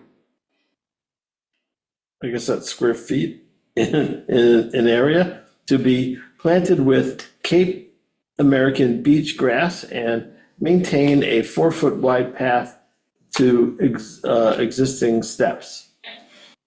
All is depicted on site plan prepared by F. Michael Hemmer, LSPC, last dated November 15, 2024. Whereas the subject premises are an approximately 1.53 acre site located at 135 South Ferry Road, Shelter Island, situated in the AA residential zone district and the nearshore and peninsular overlay district. Whereas a notice of disapproval was issued by the Town of Shelter Island Building Department on June 10, 2024. Whereas a letter of non-jurisdiction number 1-4732-00045/00038 was issued by the New York Department of Environmental Conservation on March 3, 2014. Whereas pursuant to the New York State Environmental Quality Review Act, the project is a type 2 action. Whereas on April 7, 2025, a public hearing was held on the subject application where public comments were received and taken under consideration. Whereas the subject application was referred to and reports received from the town's environmental analyst, environmental planner, the Conservation Advisory Council, the Planning Board, and the reports were taken into consideration. Whereas the town board has reviewed said application with regard to the standards of review enumerated in Town Code Section 109-3 and 129-5, and now therefore be it resolved that the town board further finds that the project meets the standards enumerated in Town Code Section 109-3 as inter alia, and proposed project will not impair the general public health, safety, and welfare, the comfort and convenience of the public in general, and the residents of the immediate neighborhood in particular. Resolved that the town board finds the project meets the standards enumerated in Town Code Section 129-5 as inter alia. The proposed project will not You got the short straw. will not, the rest of that stuff, Creativists? yeah, Oh, will not, yeah, okay. yeah. So another page and a half, so get ready.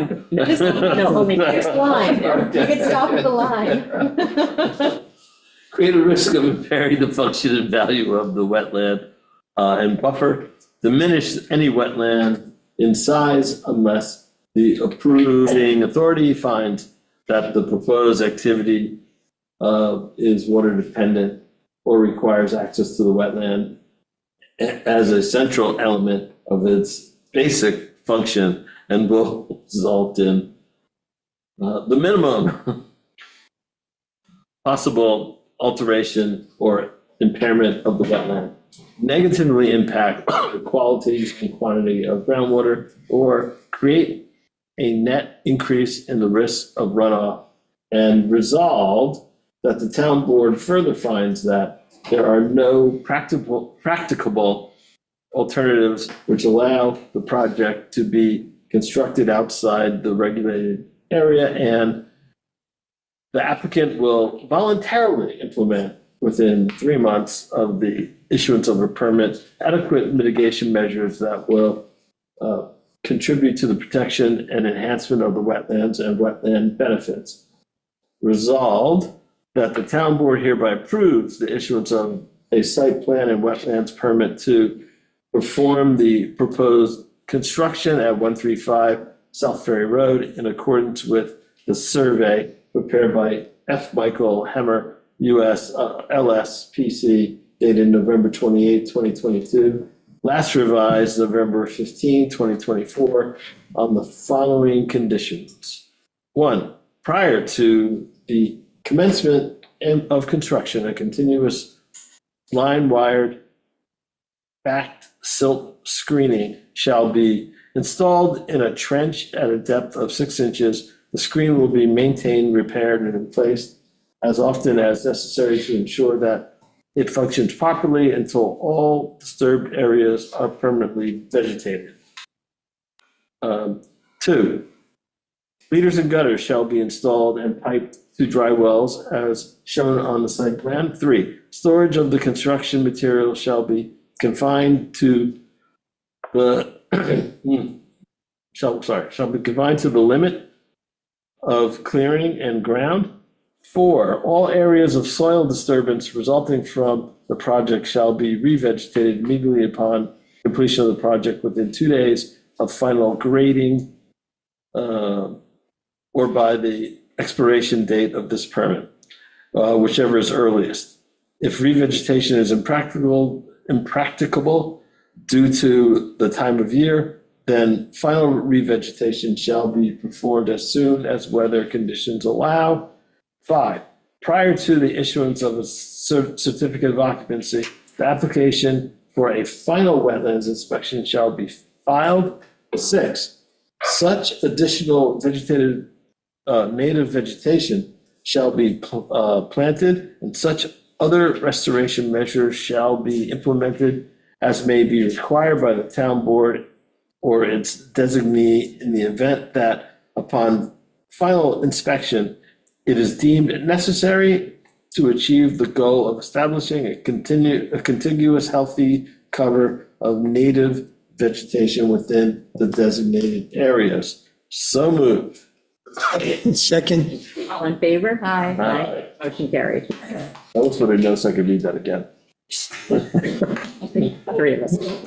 whereas 62 Winthrop LLC, care of George Kramer, 57 Winthrop Road, submitted a dock application on June 4th, 2024, and whereas a public hearing was held on November 6th, 2024, and approved subject to receiving a DEC permit, and whereas the DEC approved the application with modifications, and whereas the town board and the WMAC has reviewed said DEC permit, now therefore be it resolved that resolution number 420-2025 is hereby amended to read as follows.